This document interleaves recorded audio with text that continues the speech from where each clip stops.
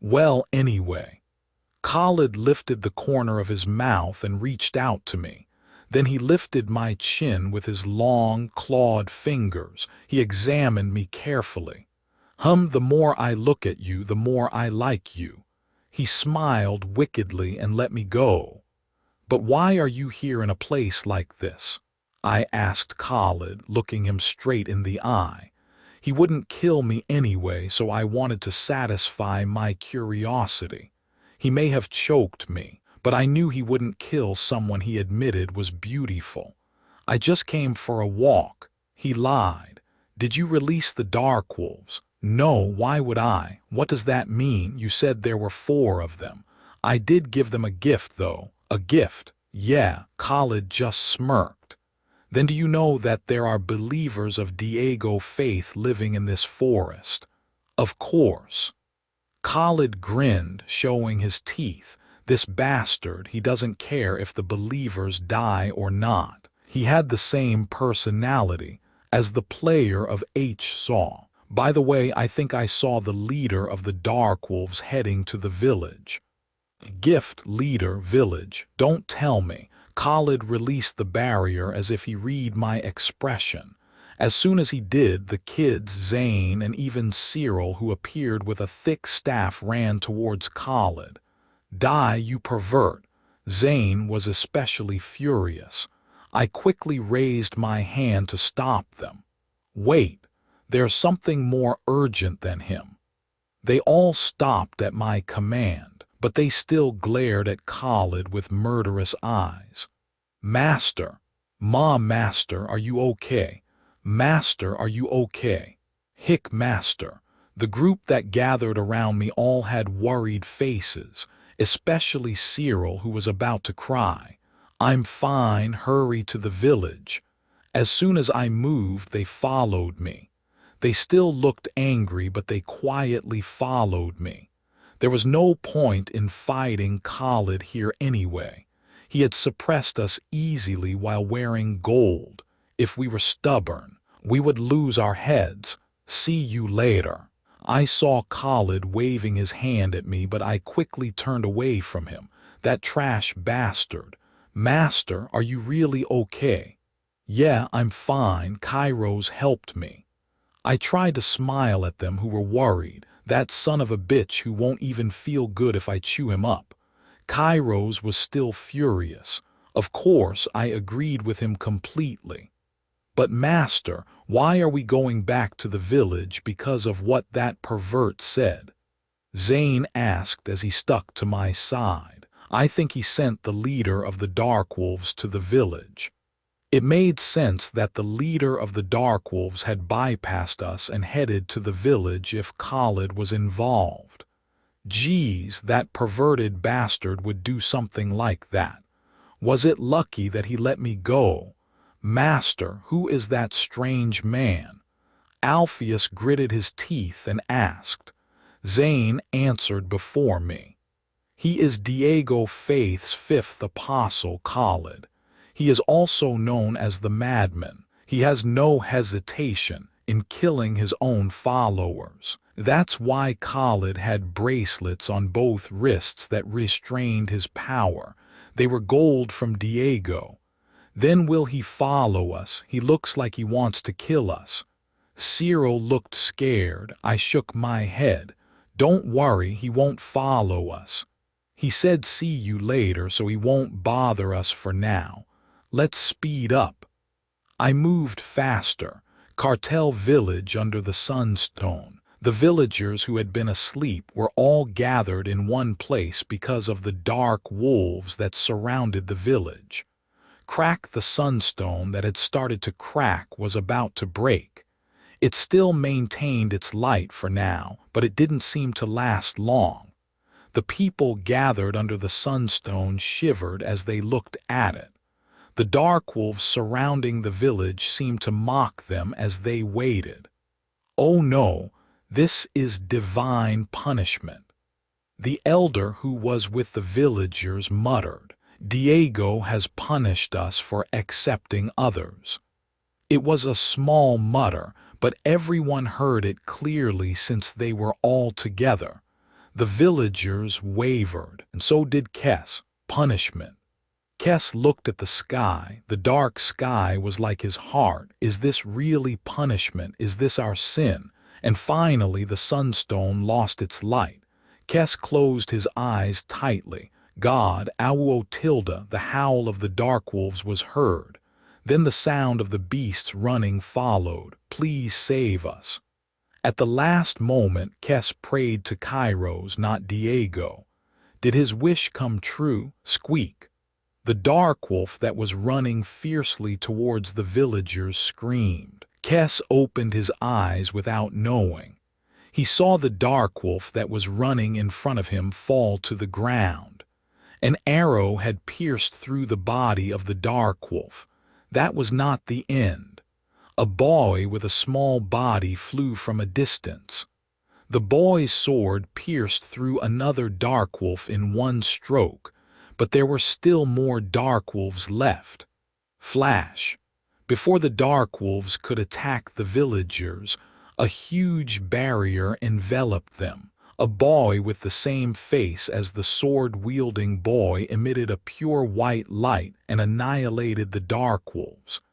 Next to the boy was the leader of Kairos' faith who swung a mace at the dark wolves, along with the appearance of Cyril who followed behind. The target of the dark wolves had changed from the villagers to them. Kes collapsed on his knees, losing strength in his legs. When God abandoned us, the true God came to save us. A tear fell from Kes' eye. Meanwhile, Reveloff swung his mace, hard. There were about 20 dark wolves that surrounded the village. But thanks to everyone's hard work, the number of dark wolves decreased quickly. Chester cut down the last remaining dark wolf, leaving only one left. That's the leader. Only the dark wolf leader was left. Reveloff, Alpheus, Chester, Zane, and Cyril all stood with their backs to the villagers. They looked like they were trying to protect them, and the villagers felt relieved. The dark wolf leader walked quietly and stood in front of Reveloff, a short distance of less than a few meters. Reveloff opened his mouth quietly. Alfie, protect the villagers. Brother Cyril, check if anyone is injured. The two stepped back at Reveloff's words. And Zane, cover us from behind. Yes, sir. Chester, you know what to do, right? Chester, who was left next to Reveloff, nodded. The two faced the dark wolf leader. Chester stood a few steps ahead of Reveloff to protect him. Reveloff observed the dark wolf leader. It was much larger than the normal dark wolves. It's a monster. At that moment, Reveloff's eyes widened slightly. It was because of the black bead embedded in the forehead of the dark wolf leader. Black arc. Why is that here now? Reveloff swallowed a curse. It's something you can't see in this neighborhood. Black arc. It was an essence that contained the power of the evil god. It increased the potential of the host by at least 5 times, but at the same time it burned their life force. It was a demon's gem, but it wasn't time for it to appear yet. Just like Khalid, it was something that could only be seen after at least the middle part of the novel. Could it be? Reveloff recalled what Khalid had said earlier. Was that the gift he gave to the wolves? Reveloff bit his lip. That was why Khalid had let him go easily. Damn it. The difficulty that was already hard enough became unbearable. Chester, we have to destroy the bead on his forehead. Can you do it? Yes, master. I trust you. Reveloff's words became a signal, and Chester ran towards the dark wolf. Reveloff's lips curled up coldly. Giving time to transform is only possible in comics, you bastard. Clang, the dark wolf leader lifted its front paw and blocked Chester's sword, using the black arc that contained the power of the evil god. Of course, it's fake. Even if the Black Ark was a fake, it still had considerable power in itself. Fakes can only withdraw 5 times their original power, and they have a high risk. Fake Black Ark only lasted for a few hours at most from the moment they were implanted in the body. When the effect ended, the Black Ark would disappear and the user would become extremely weak from the backlash. If the Black Ark was destroyed before the effect ended, the user would also disappear. Clang tilde. Clang. Chester and the Darkwolf leader clashed repeatedly. Reveloff couldn't exactly gauge Chester's strength right now, but he's an S-class, so he should be stronger than the Darkwolf leader. Even if the wolf had a fake Black Ark and was able to withstand fire. Whiz flash. Zane's arrows didn't pierce through the Darkwolf leader, but they helped narrow its range of movement. Just then, the Darkwolf leader dodged an arrow from Zane and staggered on one leg. Chester didn't miss that opportunity. Flash, Chester's sword cut through one leg of the Dark Wolf. That was when it happened. Awuo. The black mist started to blow out from the Darkwolf leader. The mist quickly enveloped the Darkwolf leader, and Chester, who didn't know what it was, had no choice but to take a step back. Reveloff also couldn't figure out what the black mist was. The black mist quickly covered the Darkwolf leader, and its appearance became invisible. What is that? Reveloff narrowed his eyes as he looked into the mist. Inside it, the shape of the Darkwolf leader was changing. With a sound like bones breaking, the 4 legs of the Darkwolf leader turned into 2 legs. The Darkwolf leader stood up like a human being. Wow, what is that? Chester and others were shocked by the black mist as well.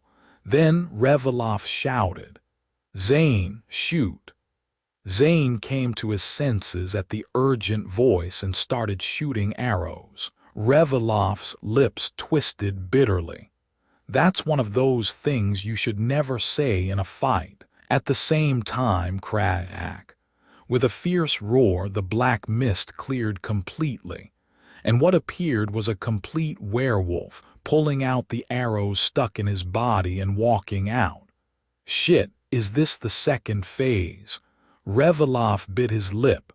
Puhaha, Cartel Forest on a tall tree a little distanced from Cartel Village. Khalid was sitting on a thick branch where he could see the whole view of Cartel Village. Oh, this is fun. The Darkwolf leader had just transformed into a human with the power of the Black Ark. Well, it's still just a half-human, half-beast with low intelligence. But it was very fun, especially the change of expression from the guy he had marked. Khalid's eyes turned cold as he looked at Leviathan. Come out. Then a man appeared on the branch opposite to Khalid. What are you doing here, fifth apostle? Tertius spoke coldly to Khalid with his sharp eyes. Khalid chuckled. I came for a walk and found something interesting. You came for a walk all the way to this countryside, and with a black ark. Tertius' indifferent eyes became colder. Relax. I was just curious about the power of the new product. I saw some wolves in this forest and came to see them, but those people were killing them. So I gave the dark wolves a gift, poor wolves. Khalid shrugged his shoulders, but Tertius' expression didn't soften. You could have done the experiment at the headquarters. Besides, these villagers are Diego's followers. Since when did you care about the followers? Khalid mocked Tertius openly. Tertius closed his mouth and Khalid added, That's why I hate you. You have such a pretty face, but your roots are rotten. Khalid laughed and turned his eyes away from Tertius. His eyes were on Leviathan. Tertius also followed Khalid's gaze to Leviathan. Then Khalid licked his lips with his tongue and said lewdly, "I like that guy." Tertius' gaze became colder as he looked at Khalid. His lips slowly parted. "5 apostles, weren't you looking for me?" Khalid twisted his mouth and looked at Tertius. "Yeah, the first apostle was nagging me because you didn't show up. Annoying. Well, at least I found someone I like thanks to you."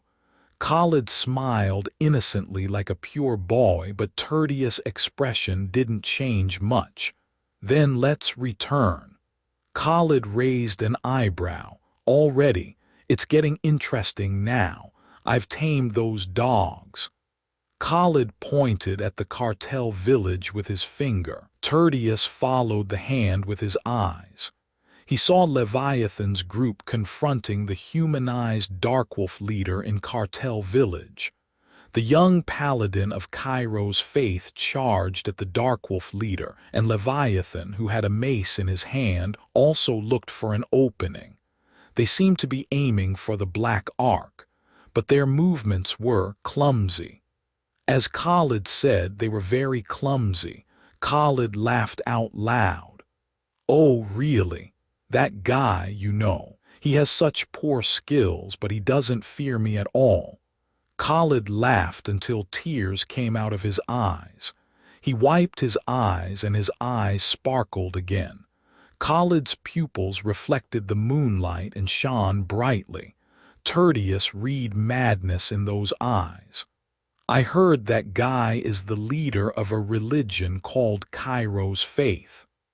Khalid looked at his own hand.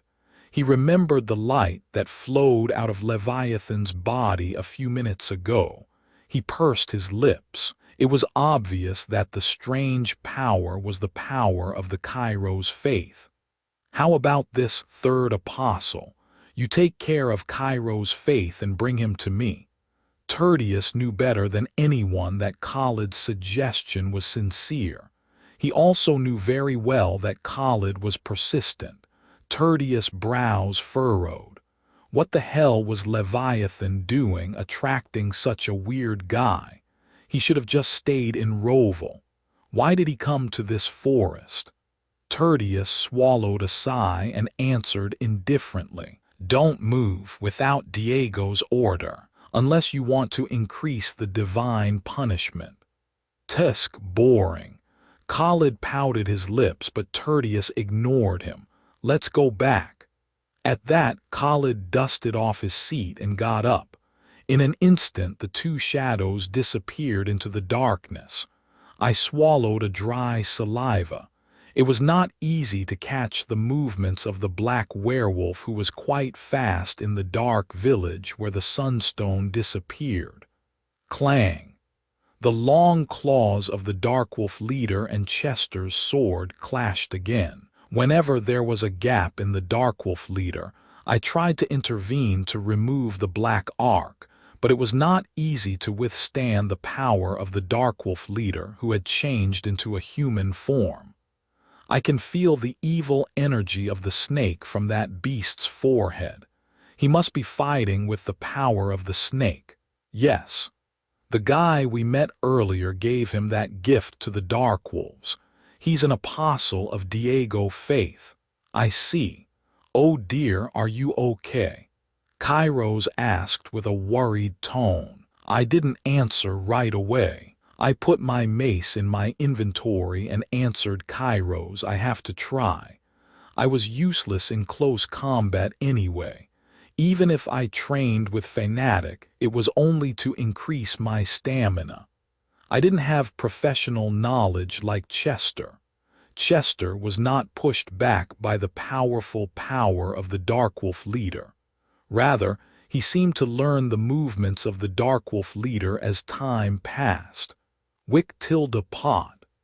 Zane also shot arrows whenever there was a chance, but it didn't mean much to the Darkwolf leader. Alpheus was also busy protecting the villagers. Then there was only one thing left. I can do it.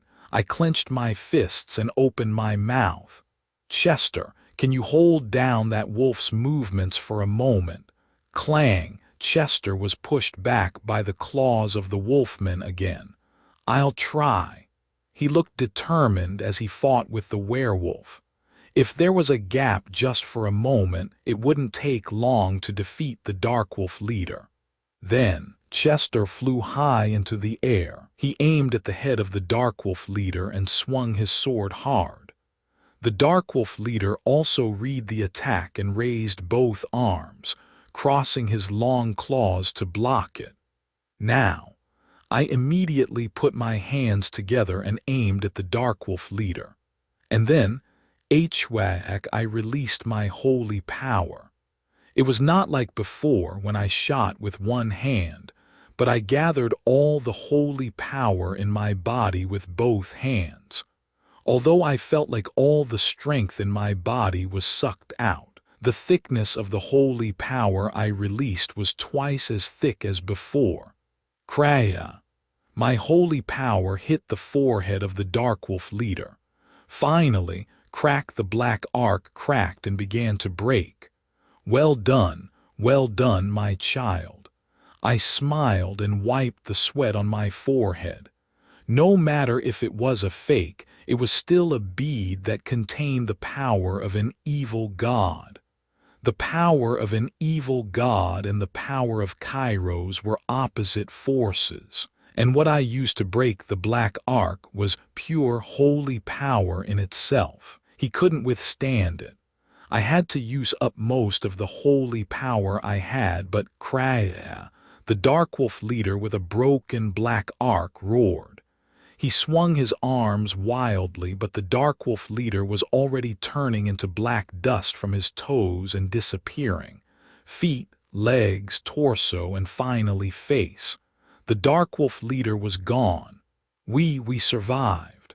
Someone sighed from behind and the villagers rejoiced. The Darkwolves are all dead. We survived, we survived.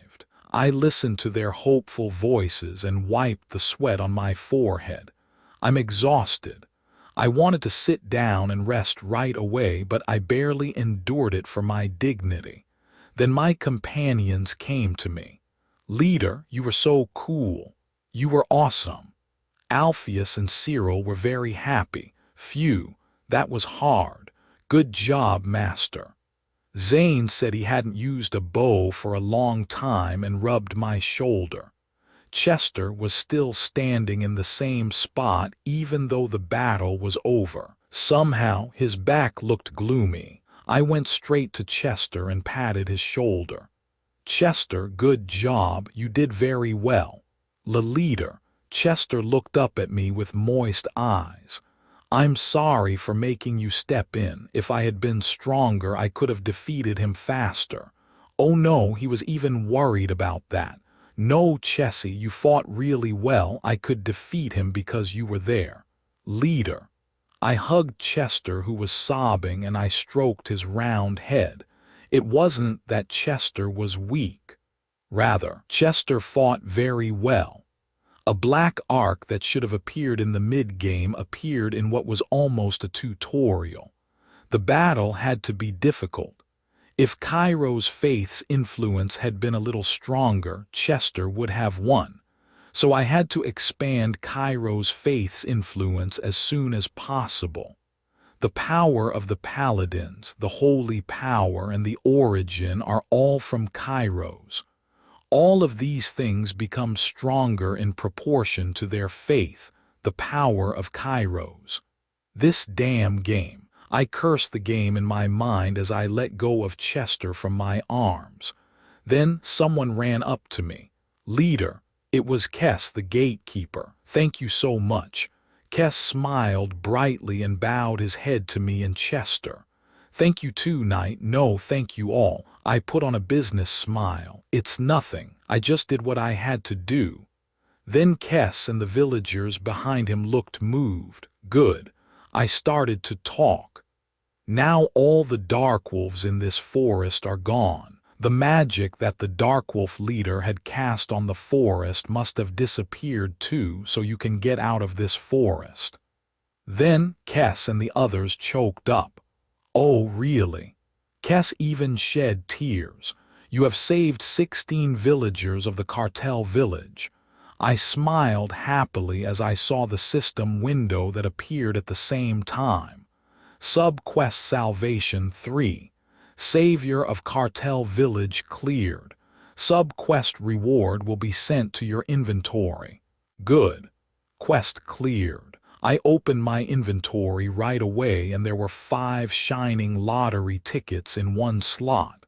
Ah, really? I came all the way here to get this. I did a good job, me. I praised myself when another message window appeared. 15 of the villagers who were saved by you are interested in Cairo's faith. Oh, they are interested. I can't miss this. I put on a business smile again and approached the villagers. Zane, who met my eyes, smirked. This guy, I cleared my throat and spoke to them. You all have suffered a lot. It must have been hard for you in this dark forest because of the evil monsters, but don't be afraid anymore. As soon as they heard that, tears started to flow from their eyes. At that moment, Cyril came up to me at the right time. He bowed his head and thanked me. Leader, thank you. I lifted him up by his waist and spoke in a warm voice. It's nothing, Brother Cyril. I just came to this village as Kairos led me.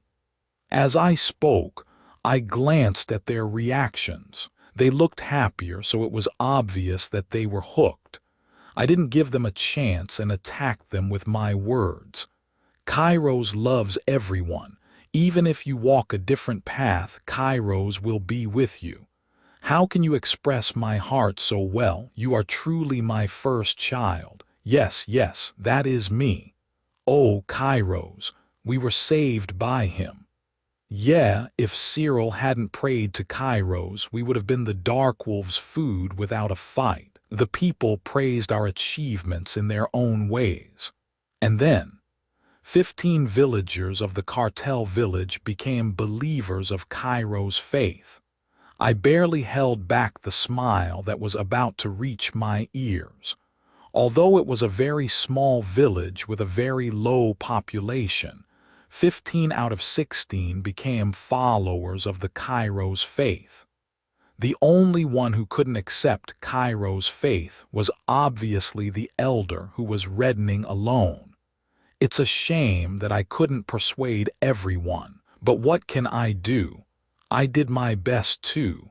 At that moment, another notification followed. You have converted Diego Faith's believers into Kairos Faith's believers for the first time.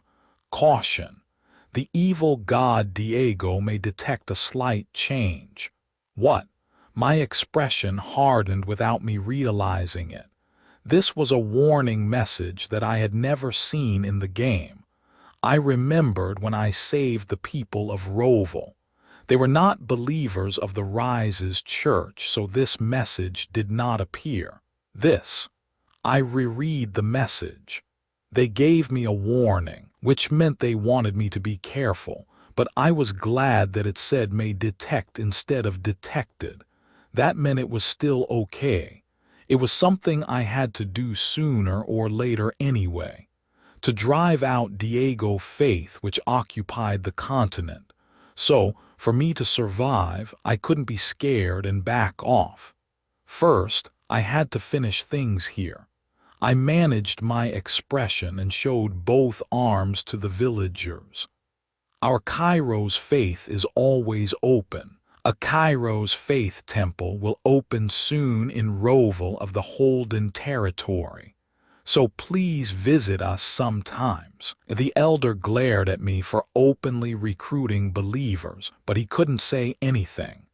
I smiled happily as I heard the cheers of the villagers. In this small village where most of the people were believers of Kairos faith, what could a single follower of Diego Faith do? Nothing. Considering the distance, Kairos Faith Temple was much closer than Diego Faith Temple. Maybe, soon the elder would become a believer of Kairos Faith too. I bowed my head to the villagers who were hugging each other happily. It was time for us to part. Then we'll go back now. What, you're leaving already? Stay and sleep here, we'll leave in the morning. Yeah, we want to repay you too. The villagers tried to stop us, but it was inevitable. It's okay. We didn't do this to get repaid, so have a comfortable night. We had to go back home before the sky got completely bright. The villagers let us go as we refused every time they tried to stop us. Thank you so much for everything. No, Cyril, we should thank you more. Cyril also said goodbye to Kess and followed us. Let's go back. It was time to go home. We left Cartel Village. It looks peaceful when you see it like this. Zane looked around the forest and muttered. Cartel Forest, where there were no dark wolves, felt quiet and serene. That's right. Cyril also smiled as if he felt nostalgic. It's such a beautiful forest. Right, Chessie? Yeah. The kids also seemed excited, but I couldn't smile easily. I had a lot on my mind. There were too many things that bothered me. I sorted out the things that had happened one by one. First, Tertius might have been brainwashed by Diego Faith too. I didn't mind that much that he wasn't on my side. After all, he was the protagonist of this world. But still, if he was brainwashed, I want to free him and bring him with me if possible. I couldn't just ignore him. Even though he was my enemy now, Tertius was still the protagonist of the original story. There was nothing bad about being on his side. And another thing was the divine punishment that the villagers of Cartel Village mentioned. I didn't see it in the game, so it bothered me. Maybe Diego became more evil than in the original story. Let's say that was my guess for now. And finally, there was Khalid and a black ark that suddenly appeared. I don't know what to do either. The difficulty of this hidden route became abnormally high. At this rate, I had to get stronger as soon as possible. I sighed softly and opened the quest window. Main quest conversion content. Help the god of beauty Kairos eliminate the evil god Diego. Goal: make more than 80% of the population on Celeste continent a believer of the god Kairos within 3 years, currently 0%. Success. Failure. Death, soul annihilation, world destruction. I often check the main quest to see if the current number in the goal increased. But the display was still 0%. Does it not show decimal places? The current number of Kairos faith believers is about 250. But the goal number didn't budge at all. Maybe I had to fill at least 1%. How many people live on this continent? My little bird. Kairos called me in a refreshing voice when I was swallowing curses in my mind. You did a great job.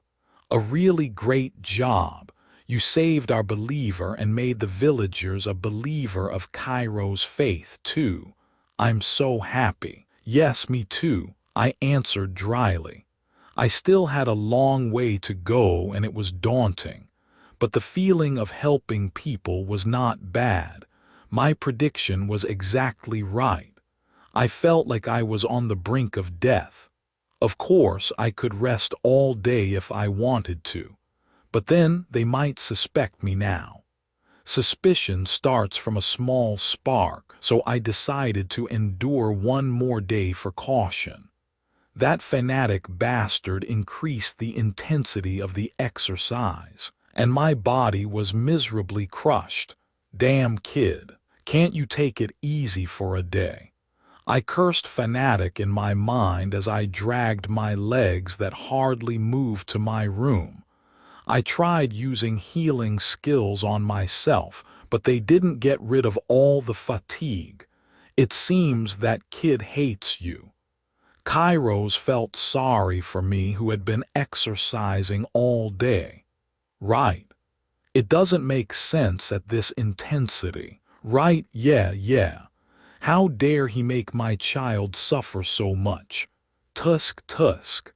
I swallowed my irritation and dragged myself to the bathroom where I took the poison and splashed some water on my body. Then I lay down on the bed. I should avoid going out at night for a while.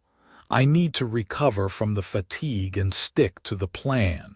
I closed my eyes. I was exhausted, so I thought I would fall asleep soon. Ah, right. Then I suddenly remembered something. I quickly opened my inventory. One-time agent draw ticket, 5 pieces, grade. Description: you can draw an agent from C grade to S grade. Draw tickets. I should use them before sleeping. I smiled as I looked at the tickets. I reached out to use them. As soon as my hand touched the tickets, I felt the same sensation of floating, and then everything turned white. When I opened my eyes again, I was in another dimension. A world where only a slot machine was waiting for me. I can't get used to this no matter how many times I see it. By the way, the slot machine had changed from before. There used to be only grades written on the screen, but now there was an explanation. You can set the desired branch by consuming 5 agent draw tickets. However, the grade is random, and you can only draw 1 agent. So this is a guaranteed draw, right? There was no such message last time, so maybe it only activates when you have more than 5 tickets. Anyway, even though it consumes 5 tickets and the grade is random, if I can choose the branch, it's a different story. First of all, I checked the list of branches that I could draw. Cooking, it would be nice to have a chef who can take care of the cooking at the temple. Singing, a singer that praises Kairos would not be bad either. Healing, healers are always welcome. Politics might be useful when there is a conflict between religions. Cuteness. Cuteness.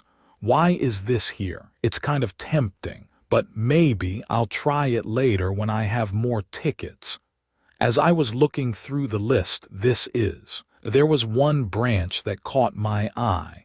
It's exactly what I needed. What a lucky break. The branch was art. The most needed thing for the opening of the temple was a picture and a statue of Kairos, so I needed an art branch. But it's 5 tickets, maybe there will be no art branch. No, wait, but honestly, I'm not very lucky. Let's just go for the guaranteed draw. If I drew 5 people without confirmation and there was no art branch among them, it would be a total waste.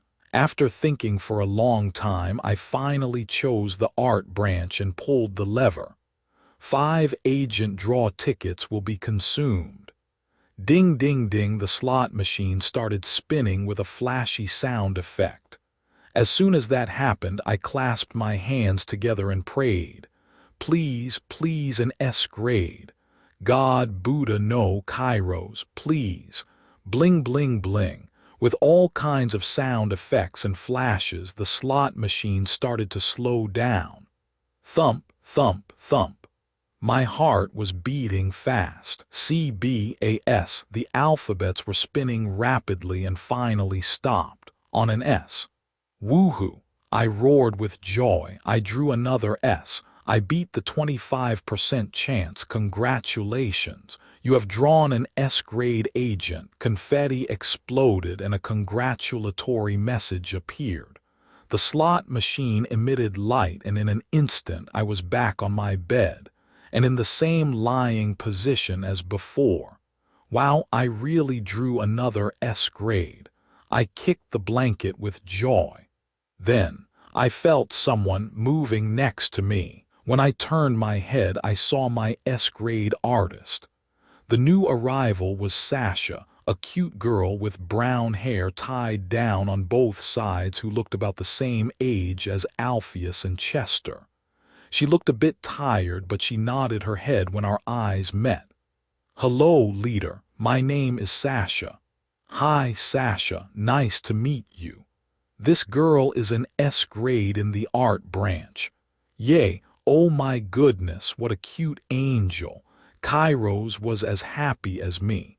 This was not the time for this. I got up from the bed and grabbed a paper and a pencil from the desk. I handed them to Sasha and she took them with her small hands. Then Sasha sat down on the carpet and started drawing. She immersed herself in drawing in an instant. She looked cool. Thump, thump, thump. I was excited and sat quietly on the bed waiting for Sasha's artistic spirit to burn. After about a minute, Sasha handed me the paper. "I'm done." And when I took the paper from Sasha, I couldn't help but widen my eyes and open my mouth. Gasp! Even Kairos was so surprised that he swallowed his breath. It was inevitable. Sasha's drawing was not just a drawing, it was amazing. Even I, who knew nothing about art, could tell. It was like she took a photo of Kairos. I smiled so wide that my mouth reached my ears. This is it. This is it. This is it. Time flew by quickly as I rested for a few nights. But I didn't just rest all the time, I also visited the temple occasionally to check on the situation. I looked around the former Rise's church chapel, which was now the Kairos Faith Temple. The temple was not very large, but it was big enough to be a small mansion. The space that was used as an underground prison during the Rise's church period was converted into a warehouse. Other than that, there was not much difference except that the interior design was brighter. I walked slowly around the temple garden. "The angel's skill is amazing," Kairos exclaimed as he saw the statues decorating the garden. The statues all over the garden were made by Sasha's power. Sasha went straight to the temple after she was born from the first gacha ticket and carried out the order I gave her.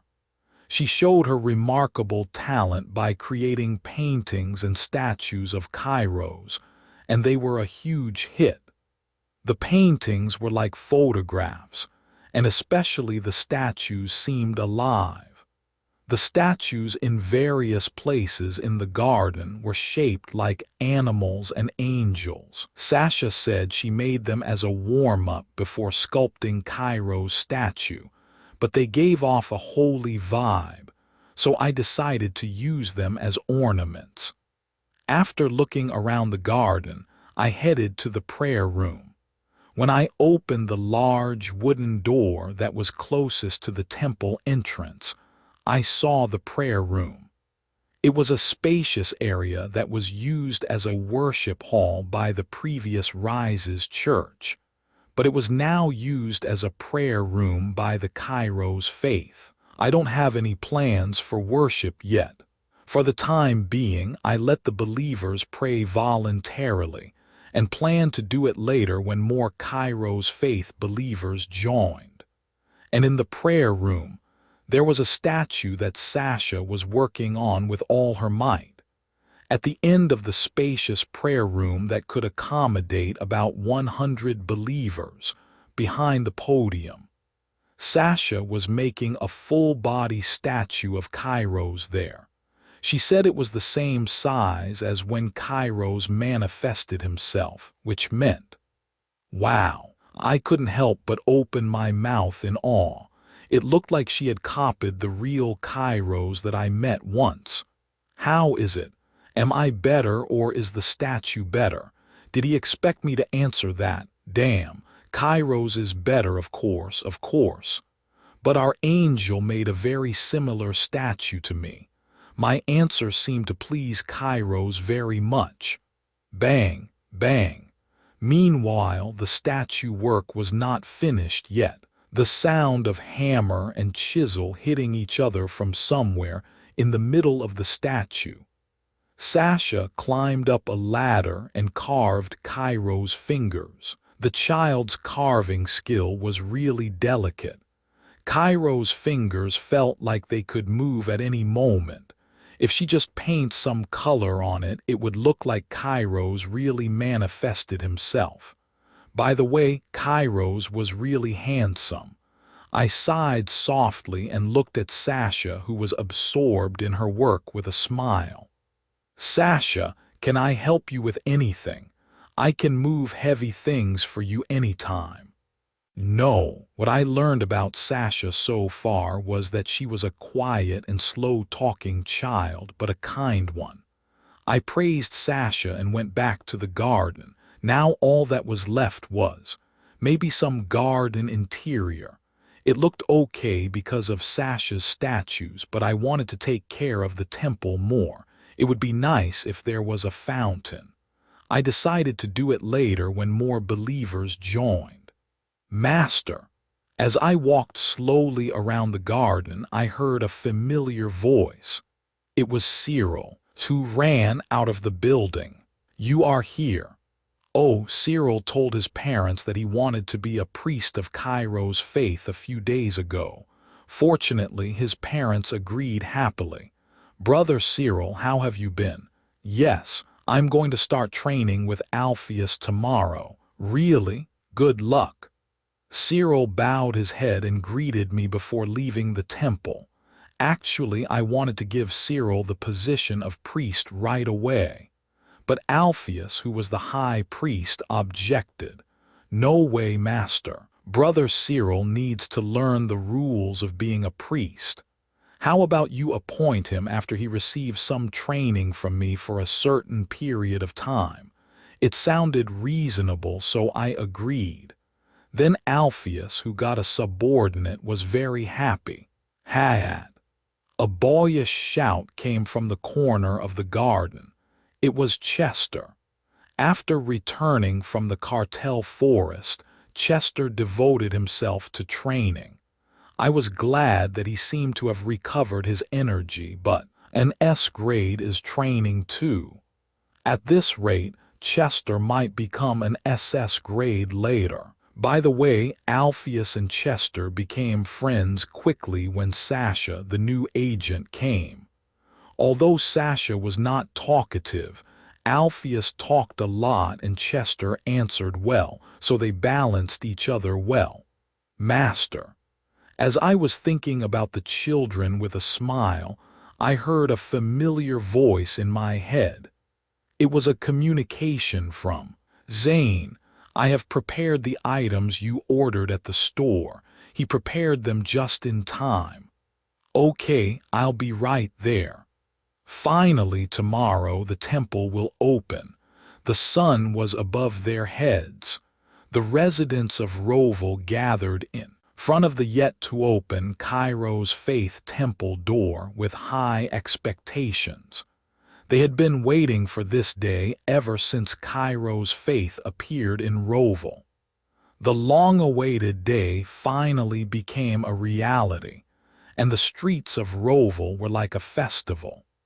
The merchants offered discounts on food and drinks to the Cairo's Faith believers, and those who bought cheap drinks praised Cairo's.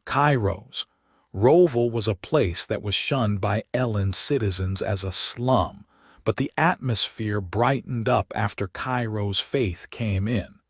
As Ellen's citizens occasionally came in, some of them naturally became Cairo's Faith believers, and today the mood in Roval was several times more lively than usual, so more Ellen citizens flocked in. Ah, how beautiful will the temple be! It will be as beautiful as the leader. I want to pray to Cairo's first. Me too. There was no worship or anything like that in Cairo's Faith. Instead, there was a prayer room that anyone who was a Cairo's Faith believer could visit any time. It was the news that the Kairos faith's leader himself announced to the people, so most of the believers planned to go to the prayer room right away. Hey, should we go in too? But we're not believers.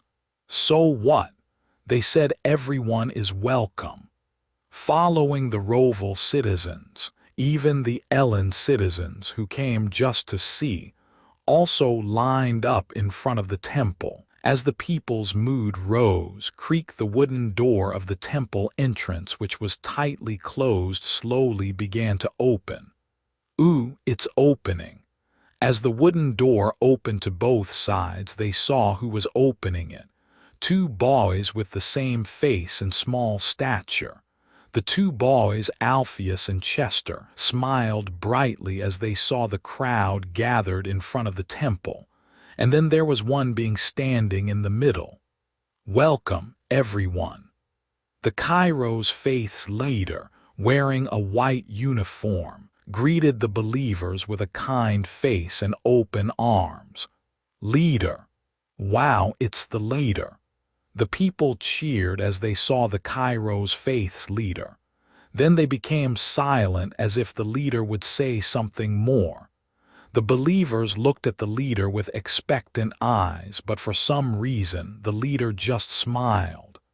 Then Alpheus, who had finished fixing the wooden door, quickly approached and poked the leader's side so fast that the believers couldn't see it. Only then did the leader open his mouth with an awkward smile. Ah, as I told you, our Kairos Faith Temple is always open to you. Please feel free to visit any time. Alpheus glared at the leader for a very short moment, who was making an awkward greeting, and then smiled at the believers and said, "Well then, come in one by one. Please line up for your safety." Alpheus and Chester started to move people into the temple. The crowd, including the believers, moved in an orderly manner. There was not a single person who ignored the two boys and left the group because they were young. Most of the Kairos faith believers had received their help when a crack occurred in Roval. Watching them, Zane sighed deeply and whispered, "I did as you said, Master." "How are the believers' reactions?" Then Revelov's voice continued in his ear. Zane smiled at the believers and even waved his hand, then continued the communication using ventriloquism. "How? They all love it. Phew, thank goodness. But Master, your breathing sounds rough." "Phew, damn, that was the end of the communication. It couldn't be helped. At the same time. Come on, one last lap. You said it was the last one before. This time it's really the last one." Real Revelov was being pushed around by Fanatic. I returned to my room at sunset and threw myself on the sofa. Hoo-ha. I'm exhausted. Fanatic bastard. The temple has been open for a few hours, but the believers' footsteps are not stopping. Unlike me, who collapsed from exhaustion, Kairos was excited like a big puppy all day long. Oh, really? Kairos was connected to the children as well, so he watched over the temple through their eyes. Yes, not only Roval's believers but also Cartel Village's believers came. Wow, really? It must have been hard for them to come here. I smiled slightly. I felt like dying from being pushed around by Fanatic all day long, but I was able to check on the believers' reactions through Kairos and Zane from time to time. The temple was small compared to other temples, but the believers were very satisfied, especially Sasha's skill. Some of them even cried when they saw Sasha's paintings and statues of Kairos. And those who just came to see were also mesmerized and became believers. Thanks to that, the number of believers in religion status jumped to almost 350. Well, I wanted to go see it myself, but what can I do? It was lucky that Zane made things easier for me.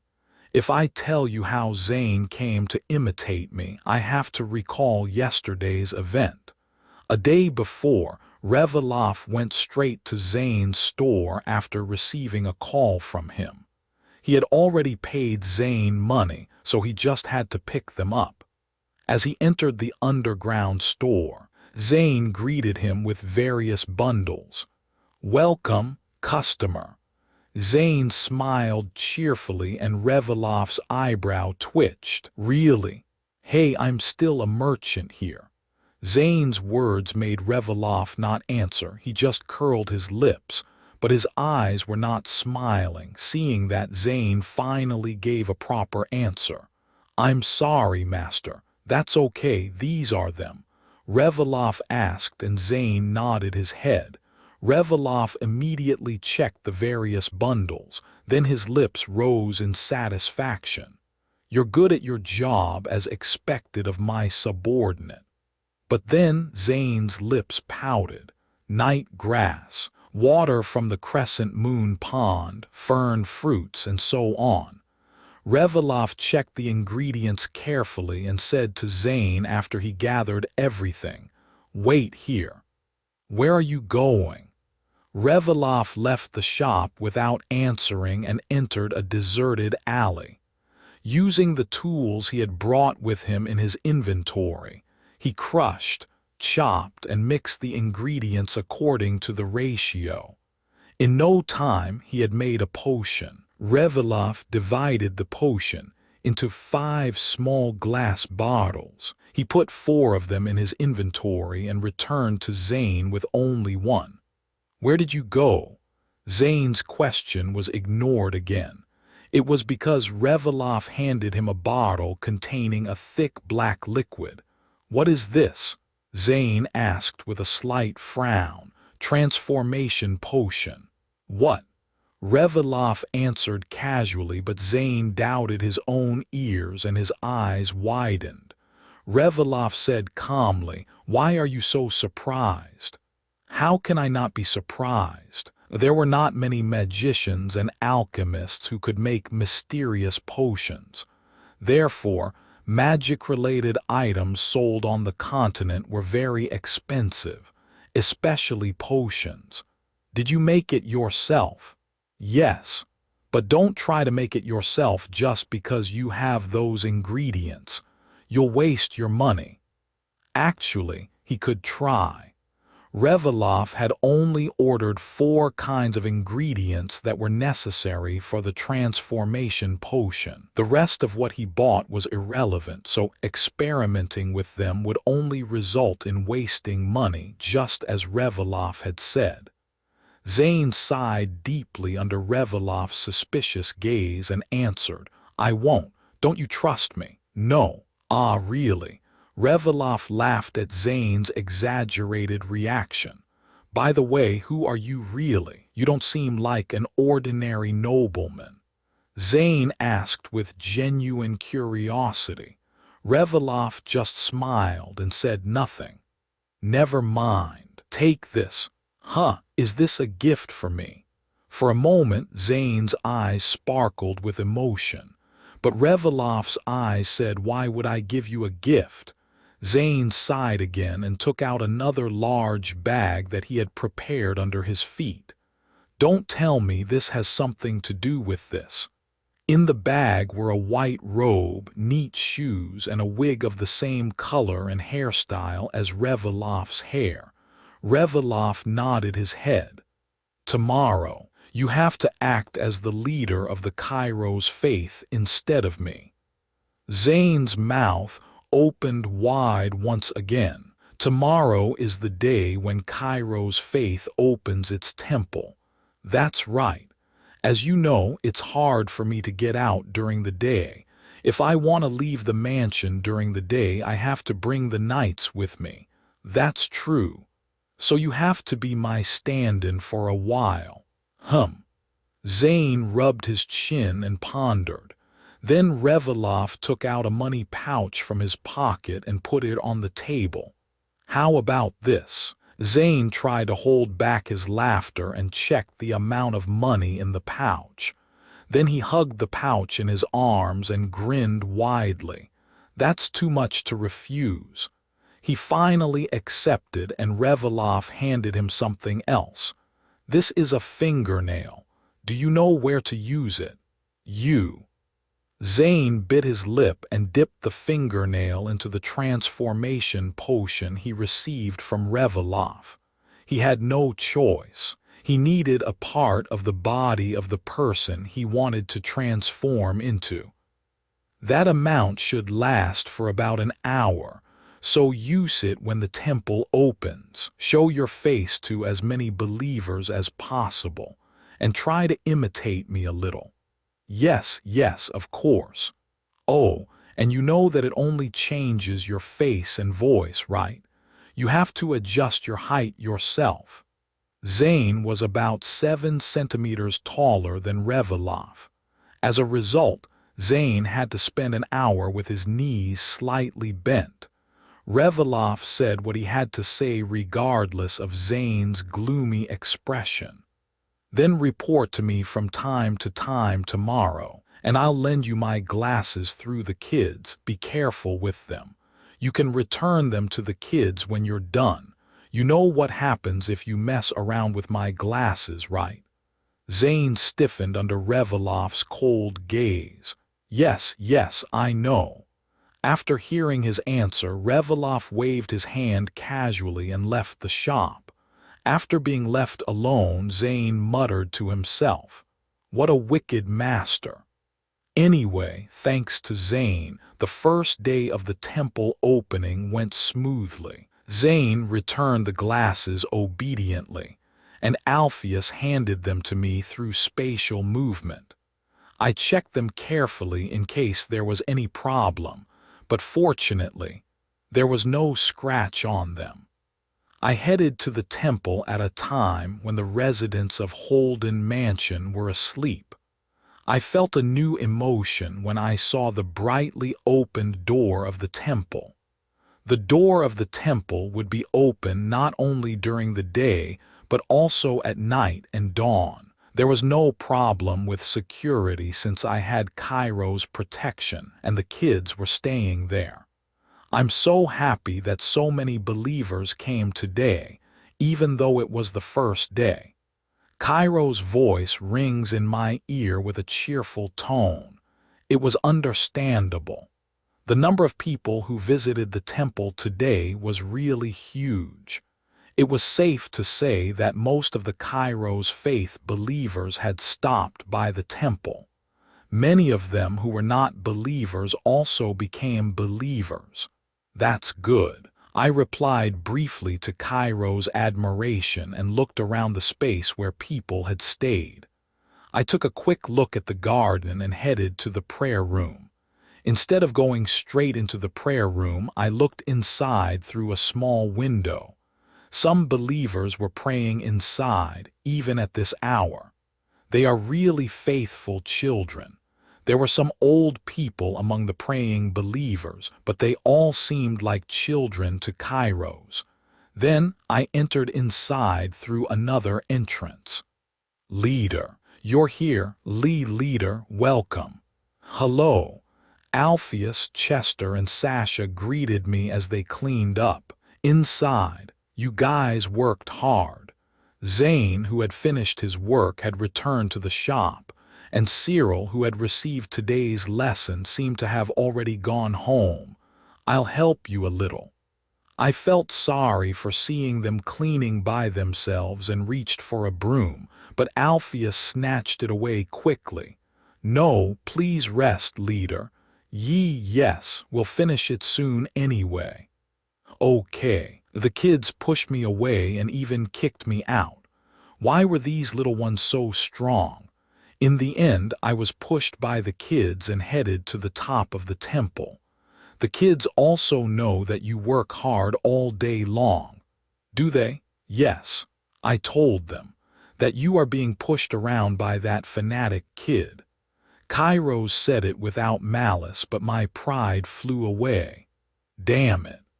I grumbled while climbing up the stairs and arrived at what used to be the high priest's room of the Rise's church, and now it was the leader's office for me alone. As soon as I opened the door, the first thing that caught my eye was the large window that let in the bright moonlight.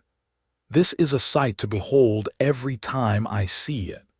In front of the window was a spacious new desk for work. Actually, I was fine with using the desk that the high priest of the Rise's church had used, but Alpheus insisted that it was unacceptable and pushed me away. So the interior was completely changed. This room used to have a lot of fancy decorations of the high priest of Rise's church, but I sold them all, except for the one that opened the secret space with Mazine's blessing. I guess I can't sell that one. I won't be able to open the door. I filled the empty spaces where the decorations had been with books. In the center of the room were a soft sofa and a table, and there was a door on the right. That was my bedroom. It only had a bed and a closet of a decent size, but that was enough for living. Aren't you uncomfortable? No, I'm not. Before I came to this world, I lived in a studio apartment. The Holden mansion was very spacious, but there were too many eyes to watch me, so this cozy room was like heaven to me. Leader. When I was satisfied with the leader's room, I heard Alpheus call. The kids saw Zane talking to me through whispers and followed suit and soon established a communication. What is it, Alfie? Your mother, I mean. Countess Holden has visited. She's here. I was about to invite her to the leader's room right away, but then again, she's my mother. I'll be right there. I left the room right away. Actually, I knew that my mother would visit the Kairos Faith's temple at night. I heard it a few days ago at a family dinner. My mother, who was very busy these days, said that she only had time late at night. Thanks to that, I was able to put Zane as my substitute during the day. Just in case, I checked my glasses again and headed to the entrance of the temple. Then I saw a group of people on white horses. My mother was at the front of the group. Wow, she's really beautiful. I also admired her in my mind as Kairos did. My mother, standing with her back basking in the moonlight, looked really cool. She truly deserved the title Sword of the Battlefield. Behind my mother were familiar knights of the Holden family, including the fanatic who had been pushing me around until a few hours ago. My blood boiled, but I had to hide it. I was a religious leader. I put on a business smile and approached my mother. My child, don't be nervous. Don't worry. I reached Alpheus and Chester, who had greeted my mother first. As soon as I got there, my mother got off her horse. I bowed to her immediately, but I spoke in a very low voice, just in case she recognized me by my voice. Welcome, Countess Holden.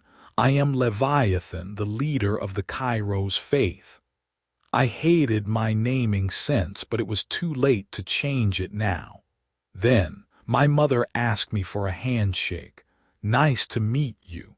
As soon as I grabbed her hand, I felt her squeeze it hard. Oh, mother, fortunately it was only for a moment. Still, my hand felt numb. I'm sorry for coming so suddenly at a late time. No, it's okay, our temple is always open. I smiled and said, but my mother's face was still cold. Then let me take you to the leader's office. Let's move to another place first. Instead of answering me, my mother gestured behind her. Before that, let me give you something as a lord. It's a reward for helping Roval. Oh, a reward. That means money is coming in. My heart raced. At my mother's gesture, the captain of the Holden family knights brought a dignified-looking box, and when he opened it, I couldn't help but open my mouth wide. That is, the orange glow of light, the well-crafted surface the size of a fist. That orange diamond itself was none other than Tear of the Sun. A super expensive gem, my goodness. It's very precious and beautiful. Wow, how many mansions can I buy with this? But I couldn't show this inflated feeling. I was a religious leader. I tried to hide my surprised face and said, "It's okay, I didn't do it for a reward." No, I really want to take it, but the answer to my words came from my head rather than my mother. "My child, why don't you take it anyway? It would be perfect for my statue's necklace." This guy. I ignored Cairo's words. Only then did my mother open her mouth. "As a lord, I have to reward the one who protected my territory. That is the duty of a lord. Yes, just give it to me. As a religious leader, I couldn't show my greed openly. But this is too much of a reward." If you feel that way, I can't help it. It seemed that my act worked on Cairo's as well. But why did he seem more greedy than me? Then consider it as a donation to the temple. Good.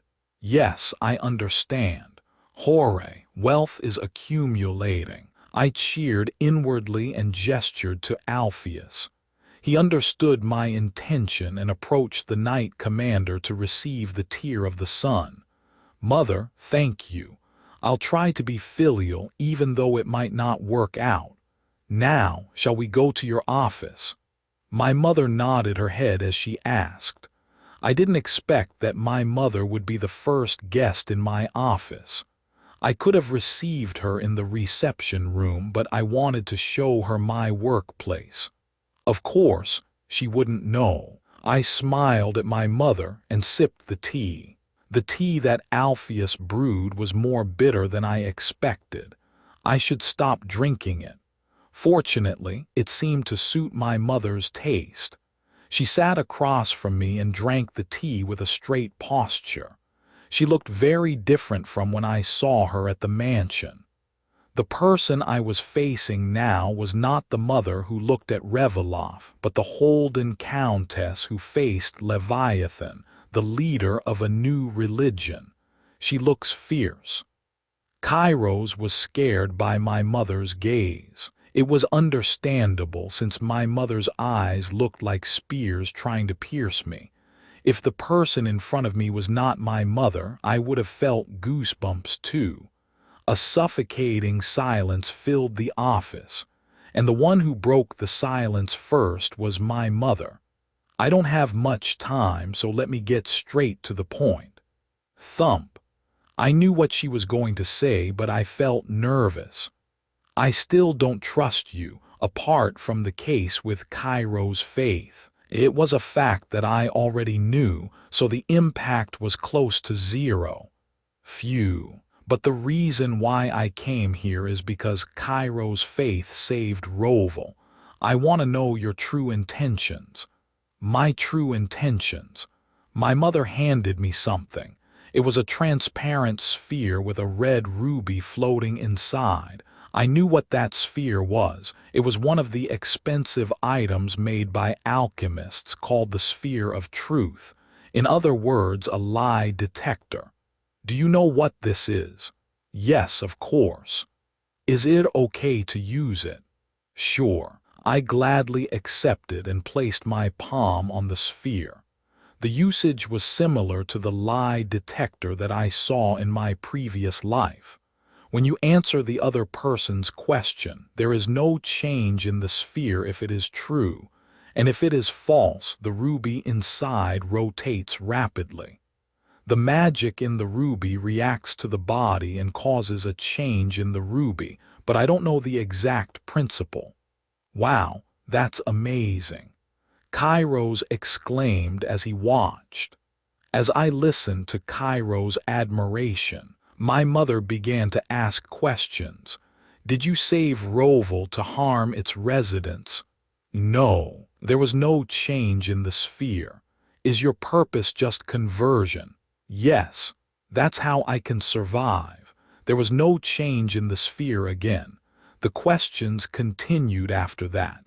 All of my mother's questions were about the safety of Roval and Holden territory. She interrogated me thoroughly to protect her territory and people. I answered honestly every time and proved that I wouldn't cause any harm. I understand your intentions. I smiled and took my hand off the sphere. Did you gain some trust in me now? Yes. My mother's expression softened slightly, and I apologize for testing you. I was afraid that something like a nightmare would happen again in Holden. It's okay. I would have done the same if I were you. Thank you for understanding. My mother smiled. By the way, my mother had such good manners. Even if I was the leader of a religion, Cairo's faith had no status at all. It was only valid in Roval at best. If it wasn't my mother but another noble, they would have already spoken rudely to me. As I looked at my mother for a moment, she tried to get up from her seat. I hurriedly opened my mouth. Countess. Then my mother sat down on the sofa again. I have something to say. My serious expression made my mother's face serious as well. It seems like an important matter. Yes, a very important matter. What is it? I took a deep breath and added, the matter, it's about your second son, Reveloff Holden. As the matter came up, my mother's face turned cold in an instant. Her eyes became icy. You're scary, Mother. Don't you dare say anything rash. One of my mother's hands moved toward the sword hilt that she had placed on the sofa. I don't know whether to be happy or sad about this. What I want to talk about is young Master Reveloff's illness, the Malone's disease. Are you saying you can cure it? My mother's eyebrows narrowed. Anyone could see that she doubted me. Yes, I can. It was a moment. Swoosh, the sword was drawn from the scabbard. I instantly closed my mouth. I felt a chill near my neck. Oh no, Cairo sighed at my mother's action. Many doctors gave up on that disease, so did magicians and alchemists. Even the royal doctor, who had the best skills in the empire, gave up. And you say you can cure it? My mother spat out the words as if she was throwing them away. I could clearly see her pupils shaking. I knew how my mother felt, so I was fine even though there was a sword on my throat. Yes, I can cure it. I looked into my mother's eyes with a firm gaze. I didn't bend or waver. How? Then my mother lowered her sword. How do you know the cure? I couldn't reveal the details of the cure right away. I would tell her later. If she doubted my words, I was fine with using this. I can't tell you the exact method right now. I'll let you know later. If you're suspicious of me, you can use this. I put my palm on the lie detector again. Then my mother nodded and asked me. My answer to her question was proven to be true. But how do you know the cure? My mother wavered. This was when I needed solid proof. I smiled and said, I'm the one who has it. My mother's eyes widened. Don't tell me you have Malone's disease too. Yes. The detector showed that I was telling the truth, and my mother's mouth opened slightly. Then I was able to take my hand off the detector. Within a few days, when Reveloff visits the temple, I'll start the treatment. At my suggestion, my mother thought for a moment and then opened her mouth. I'll trust you once, but if there's no progress, you'll have to face the consequences. Don't worry, I answered confidently. The sphere of truth didn't budge at my words. After my mother left the temple, I went straight home. Fortunately, I didn't run into her on the way back and arrived at my room smoothly. I didn't forget to take the pastoral poison. Washed up. and then lay down on the bed. I was glad that I avoided the regular checkups from the doctor. I did get some examinations, but I avoided blood tests at all costs. From this day onwards, I have to pretend that I got cured by going to Cairo's faith. The reason why I brought up Malone's disease treatment to my mother, it was to use the disease treatment as an excuse to visit Cairo's temple during the day. That way, when I say that I'm devoted to Cairo's faith later, everyone would understand. I had to get out of the Count's mansion as soon as possible, so it was inevitable. By the way, I was tired today, but I couldn't sleep. I wondered if I should go for a night walk and got out of bed. My child, where are you going at this hour? I can't sleep. I left the room and walked down the hallway, then left the mansion. And then I looked up at the sky filled with moonlight and stars, followed by heading for the garden. The Holden Mansion's garden was beautiful whenever I saw it. I walked around the garden for a while, feeling the night breeze, and arrived near the tea table. There was a guest there. Mother. At my call, my mother turned her head. "Revi, aren't you asleep?" As soon as she said that, her face softened. It was completely different from what I saw at the temple. I couldn't sleep, so I went for a walk. I see, then come here. I went over and sat next to her. Something touched my shoulder. It was the shawl that she had been wearing. "It makes me feel warm." Sniffle. Kairos cried out, "He's so sensitive." "Mother, aren't you cold?" It wasn't that cold at night since it was late spring. My mother shrugged her shoulders. "I'm fine. I've survived harsh environments on the battlefield, even in places colder than the Empire's winter." My mother's eyes sparkled as she recalled the past. She became a war hero in such environments. Wow, that's awesome. By the way, Revi, how is your training with Fanatic these days? My mother asked with a bright smile. It's bearable. Really? Is it not too hard? It's so hard that I want to die. Fanatic pushed me harder as time went by, but his training was very helpful. Thanks to him, I lasted for a long time in Cartel Forest too. I'm glad that you're getting healthier, but this mother is worried. My mother's face hardened slightly. She tried to smile, but her eyes were anxious. Your disease is not cured yet. Yes. So, my mother couldn't continue easily. The reason was in my childhood memories. Since I contracted Malone's disease as a child, Reveloff was surrounded by all kinds of people and underwent countless treatments. None of them worked, and eventually he gave up on treatment and lived on. He ended up focusing only on life support now. My mother couldn't easily say anything to me. She hesitated for a moment and then spoke in a heavy voice. "The Cairo's faith's leader in Roval said he knows how to cure Malone's disease." What? I pretended to be surprised as much as possible. "He said he had the same disease as you." Is that true? My acting skills were superb. Yes, this mother confirmed it. Then my mother nodded her head.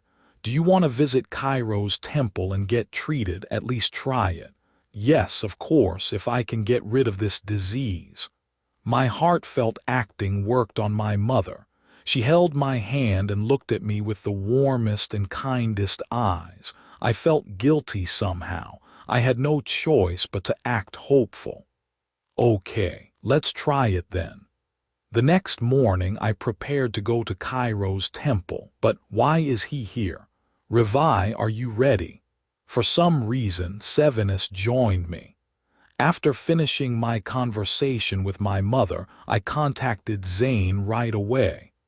I was going to the Kairos Faith's temple to receive treatment starting tomorrow, so I wanted to be prepared for any unforeseen situation. I asked Zane to act as the church leader, just like he did when the temple opened. I delivered the transformation potion and glasses to him through the children, and also told him what to say depending on the situation. When I was almost done with the preparations, Zane asked me a question before I started the plan. "By the way, Master, did you have Malone's disease?" "Yes. So don't even dream of spreading the fact that the cure for Malone's disease is pastoral poison." "Of course. I'm doing everything that the Master tells me to do. Everything that I learned from the Master is nothing but the Master's secret. My secret that was written in the contract." Zane seemed to think broadly about the scope of secret like me. It was more like a trick than anything else. Even if I told Zane something, if it was still in the category of secret for me, Zane would lose his life if he leaked it. That's a relief. "But I didn't know that Master had Malone's disease." "You didn't show any signs of it." "That's because I tried my best to hide it." "But how did you know the cure, Master? I've never heard of a cure for Malone's disease." "You wouldn't understand even if I told you. Anyway, do well tomorrow." "Yes. Oh, that's your secret, I understand." I heard Zane grumbling, but the communication ended there. I was going to the Kairos Faith's temple tomorrow morning. It was late at night, so I went to bed quickly. The next morning, I forced myself to open my sleepy eyes and moved hastily. "My child, don't you have enough time to get ready?" "Ah," Kairos asked me with a worried voice because I looked quite busy. I didn't have anything to prepare, maybe just mental preparation. But for some reason I was nervous and wandered around the room. "I'm actually ready. I just feel nervous and don't know what to do." "Ha ha, yes, that can happen." While chatting with Kairos, Paul called me and said he was ready. On the way to the first-floor hall of the mansion, I greeted the busy servants as I went down the stairs. My mother was busy, but she said she couldn't let me go to the Kairos Faith's temple alone and assigned some knights to accompany me. I thought there would be only a few knights waiting, but there was only one person in the hall. It was Sevenus, who wore a neat gray coat and loosely tied his long silver hair to one side. "Revi, are you ready?" "Why is he here?" "Brother." I approached Sevenus and called him. He stood upright and turned his gaze to me. It's pleasing to see brothers standing side by side. Kairos seemed quite satisfied. Well, it made sense since Sevenus was a handsome man even in my eyes. "No, that's not important right now." "Why are you here, brother?" As if I was just curious, I asked politely. Then Sevenus turned his head to me. "I heard from Mother, you're going to the Kairos Faith's temple today." "Yes, that's true. I didn't want to go with you though, for your safety. I made some time even though I'm busy." "I'm fine, brother. Why are you here when you're busy? Go do your work." "No. Mother said she understood the intention of the Kairos Faith's leader, but you never know. He might make some demands using you as an excuse." "Well, that's possible. I didn't expect that Sevenus would follow me. The standard I had in mind was either Paul or my doctor. I'm glad I asked Zane to play a role in advance." I looked at Sevenus with displeasure, but he didn't care and left the mansion. I had no choice but to follow him. As we passed by the servants who opened the mansion's door and left the building, we saw the carriage of Holden. 12 knights were standing in front of the splendid carriage. Anyone would think we're going to some faraway city. We were only going to Roval, which is within our territory, but why was the preparation so fancy? The embarrassment was all mine. As I thought so, I saw a familiar face among the knights. When our eyes met, Fanatic smiled and bowed his head to me once, then waved his hand. He looked like a dog greeting his master. When I ignored his greeting, he drooped his shoulders. What, is he really a dog? He looks pitiful with his shoulders drooped. My child, why don't you greet him? No, I'm not even a real idol. No, thank you. Why should I greet someone who always bullies me? Well, that's true. As I spoke curtly to Kairos, Sevenus, who was walking ahead, stopped in front of the carriage and looked at me. Revi, get in. Yes, brother. I got into the carriage. I wanted to ride a horse and go quickly, but I was still the second young master who was slightly better in condition, but still frail in the mansion. Shortly after, Sevenus also got into the carriage and sat in front of me, and the carriage door closed. Oh, we're riding together. It was awkward to sit in one carriage and face my brother. The good thing was that Roval, our destination, was not far from the mansion. It would only take about 30 minutes, so I just had to endure it for a while. As soon as the carriage started moving, it was hard to bear even for a minute, let alone 30 minutes. I'm dying of awkwardness. Sevenus was reading a book he had brought with him as if nothing was wrong, but I felt suffocated. So I unlocked and opened the window. The cool breeze came in and relieved me a little. I feel alive now, but that thought was short-lived. The window slammed shut with a thud. It was Sevenus. What? Are you picking a fight with me? But Sevenus didn't even look at me and said, I felt cold. Hey jerk, it's late spring now. No, the daytime temperature was no different from early summer. And you felt cold. This bastard, he followed me to torment me. My boy, your brother loves you so much. What a lovely brotherhood. Kairos chuckled as if he was enjoying something. Don't laugh. Can't you see that I'm trembling right now? Brotherhood my ass, it's suffocating enough that he won't let me open the window. Isn't that torture? I glared at Sevenus, who was only looking at the book with a stiff posture, and shook my clenched hand into a fist. Sevenus didn't even glance at me until the carriage stopped. Damn. Fortunately, the carriage arrived at Roval quickly. The carriage stopped in front of the Kairos Faith's temple and the door opened. Sevenus got off first as if he was waiting, and I followed suit. Under the warm sunlight, I saw many believers flocking around the temple. I'm proud of myself, but that was only for a moment. Most of the believers' eyes were on me. Oops, Holden's carriage. Oh my, isn't that young Master Sevenus and young Master Revilov? Oh dear, I never thought I would see them in my lifetime. But what are they doing at the temple? Right. Could it be that they became Kairos Faith believers? Nah, I don't think so. Maybe it's because of the crack last time. But even if young Master Sevenus doesn't know, young Master Revilov came too. He's a sickly person. Right, what's going on? The murmurs of the believers reached my ears.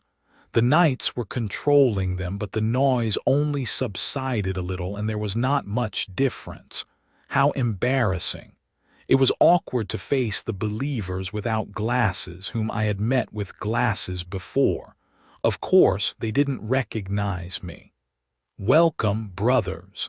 As I followed Sevenus into the temple a little bit, I heard a bright and cheerful voice that I was familiar with.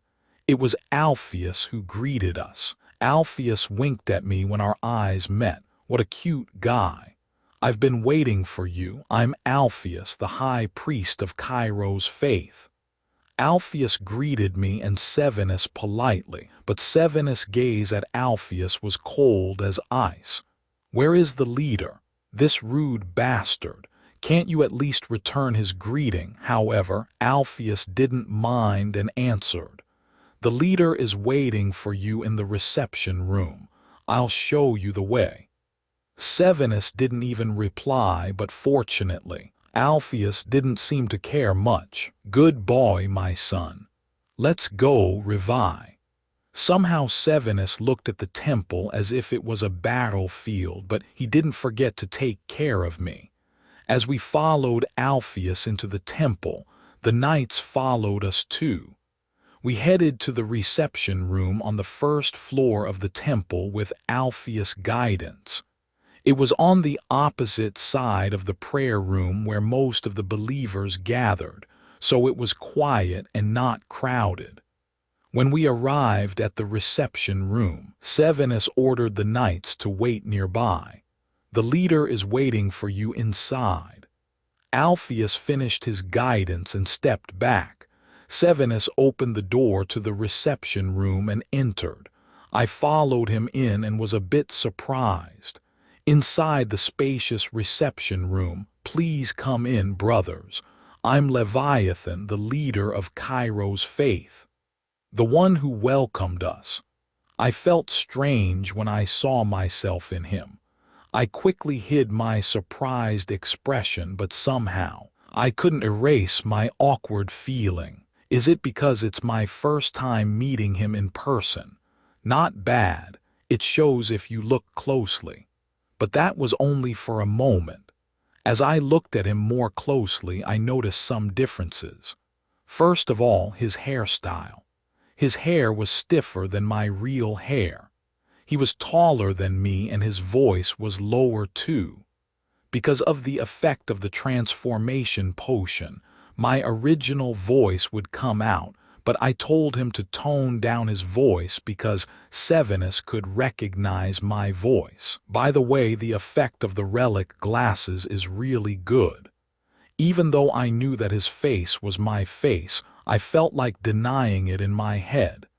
Even if I knew what my real face looked like, I still felt like the glasses effect, so it was natural for people who didn't know to be fooled. I'm glad the effect is good. "I'm Sevenus Holden." Thankfully, Sevenus didn't notice anything either. This time, unlike what he did to Alpheus, he greeted him. He even shook hands. Then, he reached out his hand to me too. I couldn't ignore it, so I introduced myself too. "I'm Reviloff Holden." As we shook hands, I saw his mouth curl up slightly. "Hey, are you mocking me? Please have a seat." I couldn't scold him in front of Sevenus, so I sat down quietly.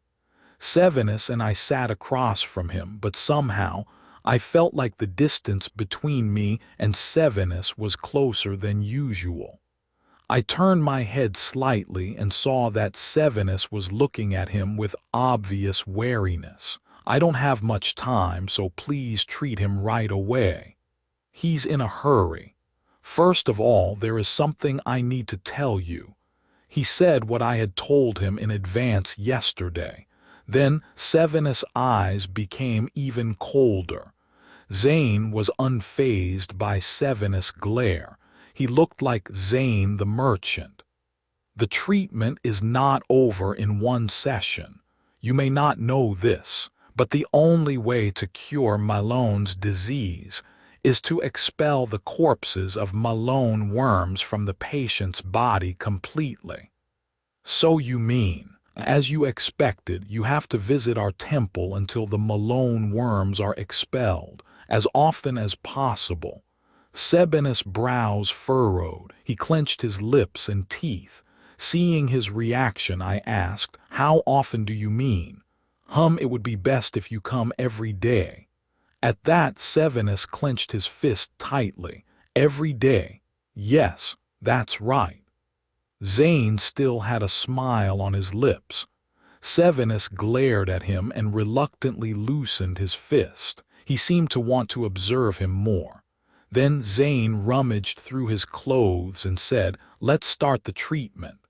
What Zane took out of his pocket was a glass bottle containing pastoral poison.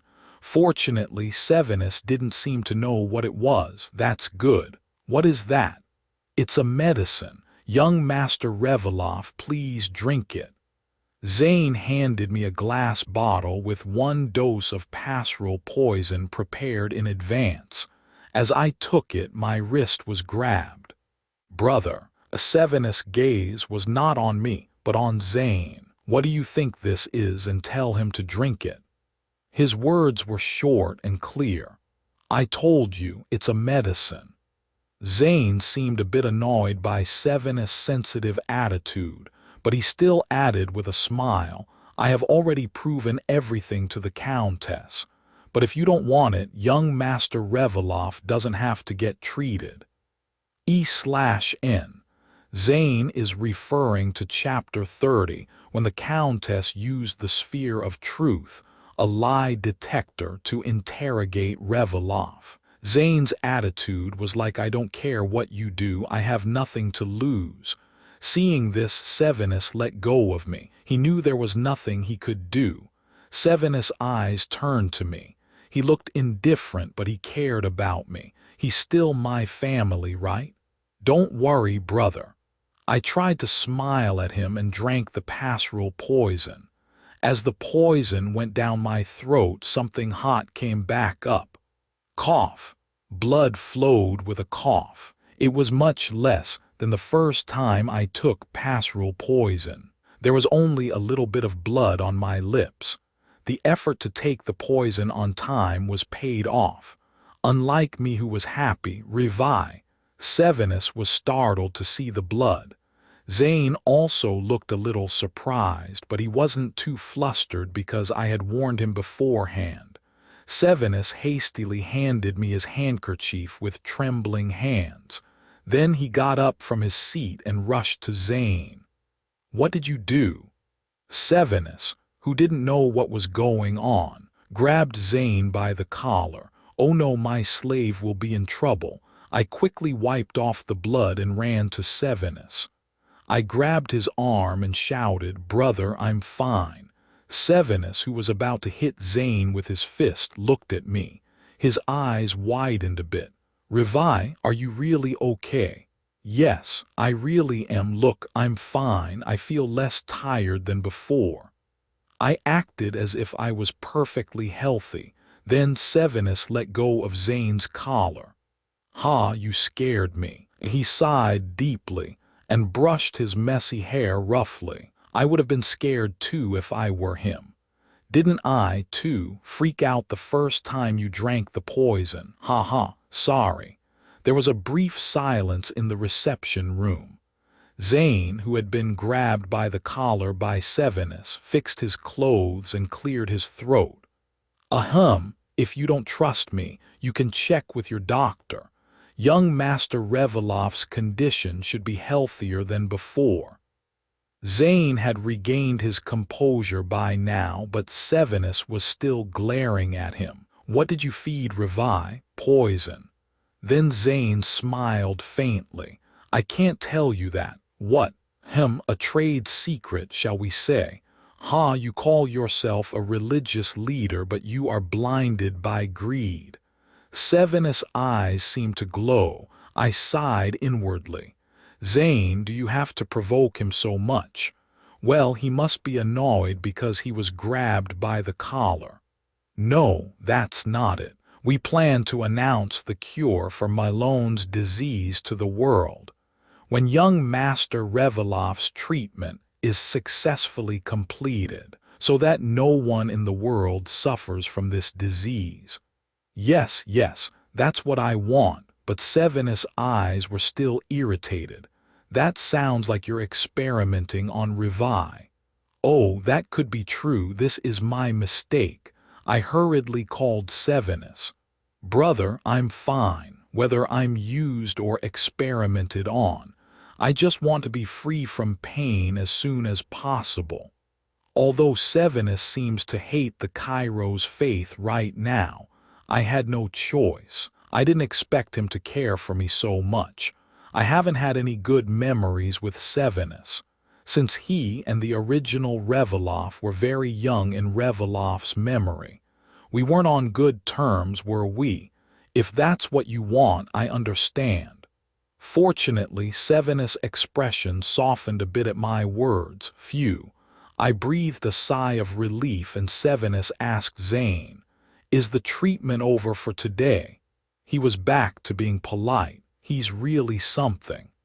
"Yes, that's right," Zane answered with a business smile.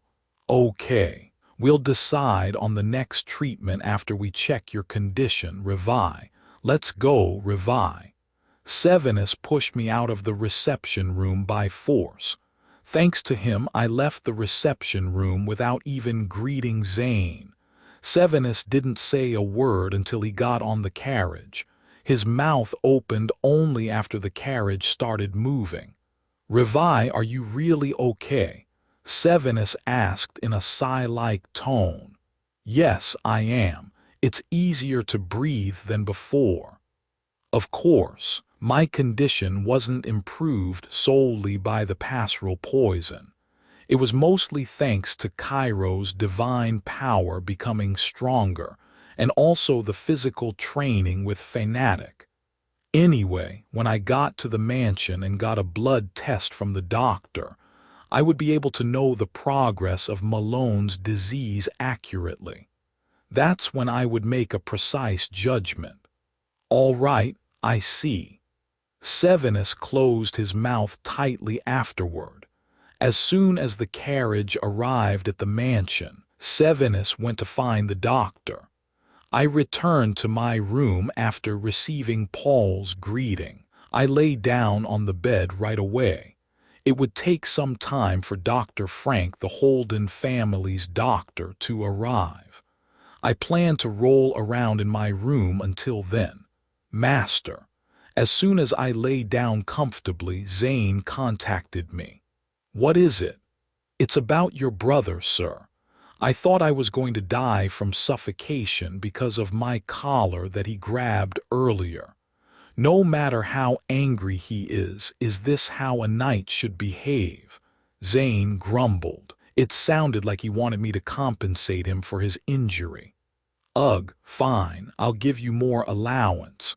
You're truly a master." The guy who was acting all hurt until a moment ago became cheerful as soon as money was mentioned. I cut off the communication with him and sighed.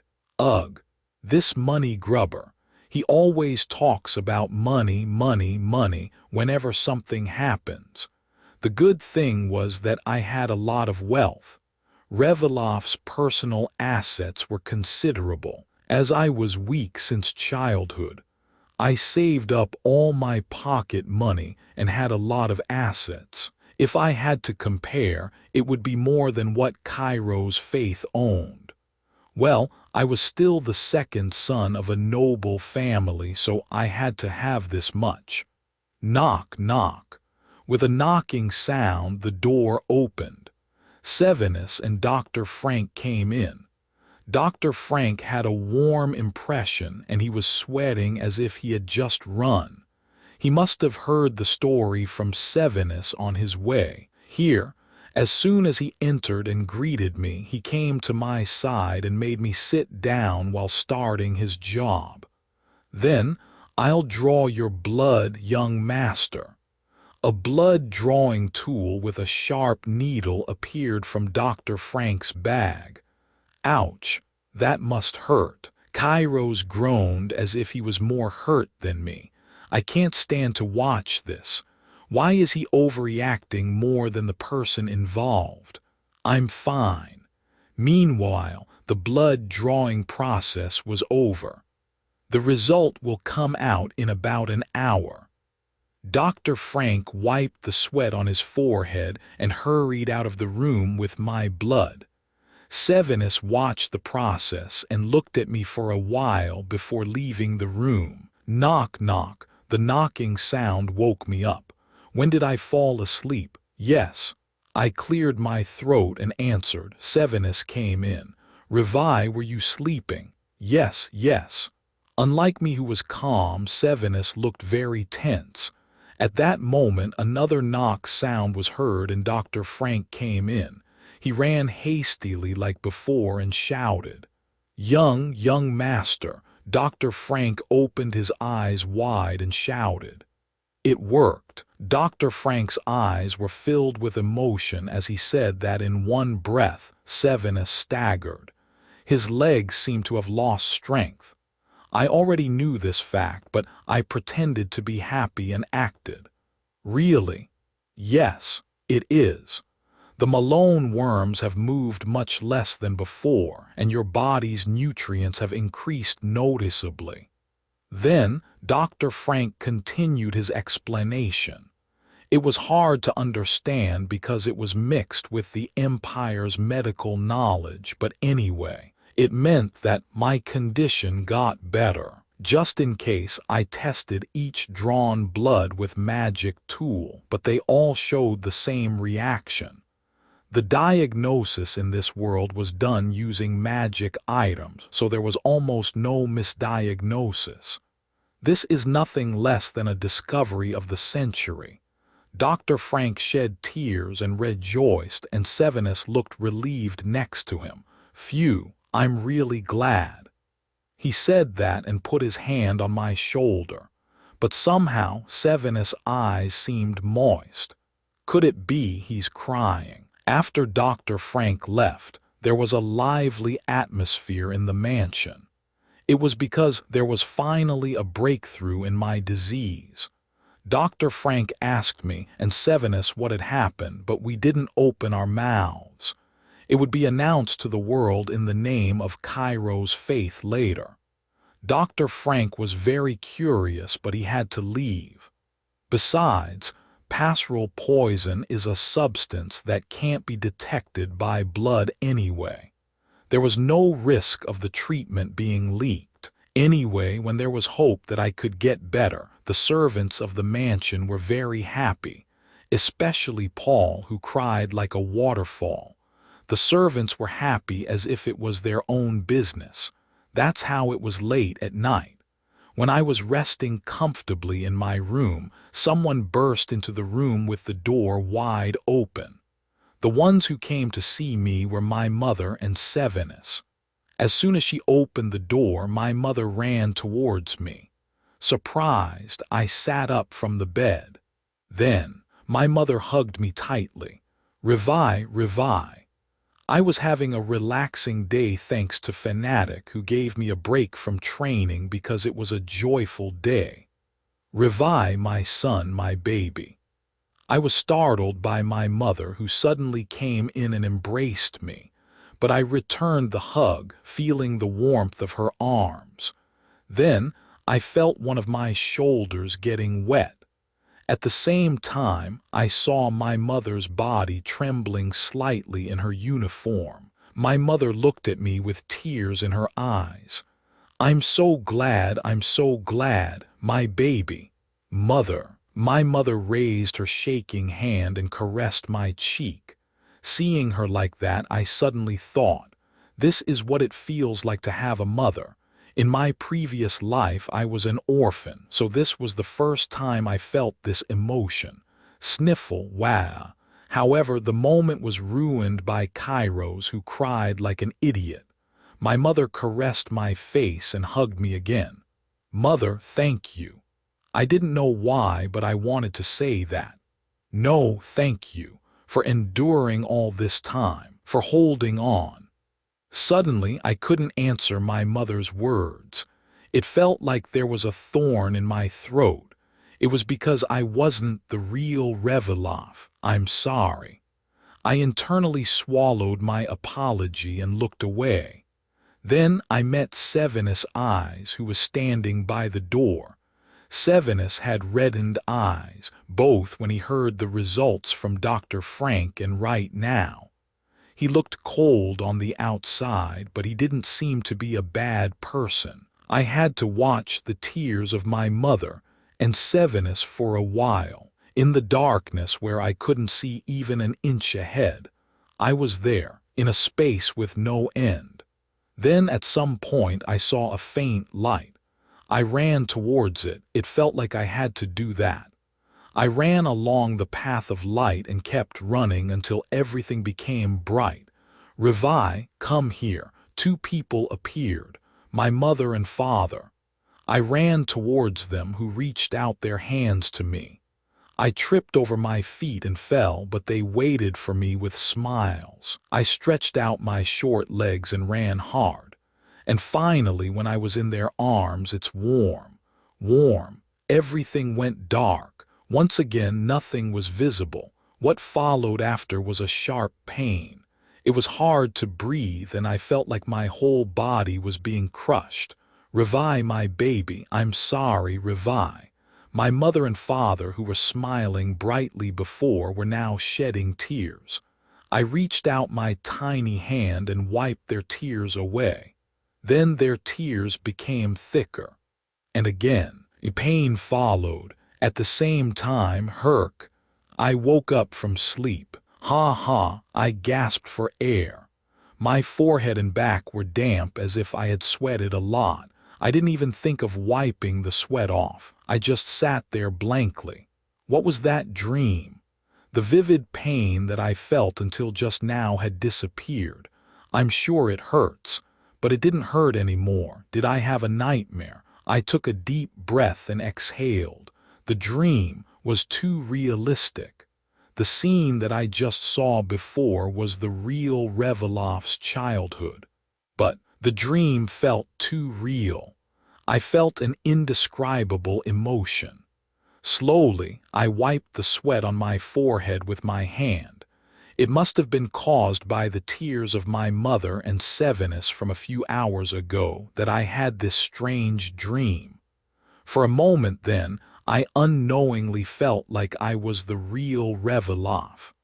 I empathized with Mother's feelings for a fleeting moment, and without realizing it, I thanked her in that fleeting moment. Afterward, the fact that I wasn't the real Revelov hit me harder. Was it because I felt like I was the real Revelov for a fleeting moment that it resonated with the memory in my head? As I thought that, I felt more bitter. I decided to stop thinking about it, to go back to sleep and lay down on the bed again. But that day, in the end, I couldn't fall asleep anymore. It had been a month since I started receiving treatment at the Kairos Faith's temple. During that time, I went to the temple every day for treatment. Sevenus accompanied me for the first 3 days, but he didn't come after that. Maybe he trusted me more. Thanks to that, I was able to visit the temple more comfortably. Of course, the knights still followed me around, so my range of movement was no different from that of ordinary believers, but that was enough for me. By the way, it's already summer. Hot, so hot. The season had changed to full summer in a month. The scorching heat made my body tired easily. If my condition was the same as before, I would have collapsed from this heat. But now my condition is much better than before. I could feel it. Maybe Malone's disease will be cured soon. My immunity improved as my body got healthier. I had been taking pastoral poison since I came to this world, so it should be cured soon. I thought about that as I strode to the prayer room. Then I saw a familiar face. Welcome, everyone. The one who greeted the believers was Cyril. Oh, come to think of it, tomorrow is the day Cyril becomes an official priest. During this time, he had been through a lot while being under Alpheus' test. He seemed to have worked hard to learn about Kairos and adapt to the temple life. Anyway, for this month, time passed peacefully, although it wasn't really true. If the flow follows the original work, a big event that will shake the continent will happen soon. I had to increase my strength to prepare for that time. I had to leave the Holden mansion as soon as Malone's disease was cured. To gain more power, I had to travel a long way. So hurry up and get better, you useless body. The next day, in the deep night when there were no believers, I headed to the prayer room with Alpheus, Chester, and Sasha. It was to accept Cyril as an official priest. I saw Cyril kneeling in front of the altar. It was a new feeling to welcome a human priest for the first time, not the children who were chosen by the gacha system.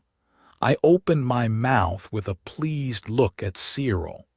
Brother Cyril, I was deeply moved by the sincere attitude that you showed us all this time. Oh no, leader. Cyril lowered his head with his round eyes looking at me. I saw it. That child is very faithful. Kairos also likes your faithful attitude very much. Then Cyril's eyes sparkled. They seemed to moisten somehow. We will accept Brother Cyril as an official priest. I said that and activated agent appointment, which I couldn't use until now. A system message appeared. Do you want to accept Cyril Ost as an agent official priest of Kairos faith? Yes/no. As soon as I thought yes, a pure and holy light appeared in my hands. I pointed my hands towards Cyril. Surprised by the beautiful light, Cyril bowed his head. When I reached out my hands over his head, the light seeped into him. It's weak, but it is still my power. That child is now one of us, so he can use some of the holy power. So that's where the light came from. There was such a function in the agent appointment. I spoke solemnly to Cyril, who shed a tear. Now, Brother Cyril is an official priest of Kairos faith. Please continue to work hard for Lord Kairos. Yes, yes. Leader, thank you. Lord Kairos, thank you. After the priest appointment, we had a small party in the reception room to officially welcome Cyril. The children ate and chatted with the food and drinks they bought from Roval in the evening. I left the reception room first. The children tried to see me off, but I refused. Somehow, it felt like I was holding a high position in a company.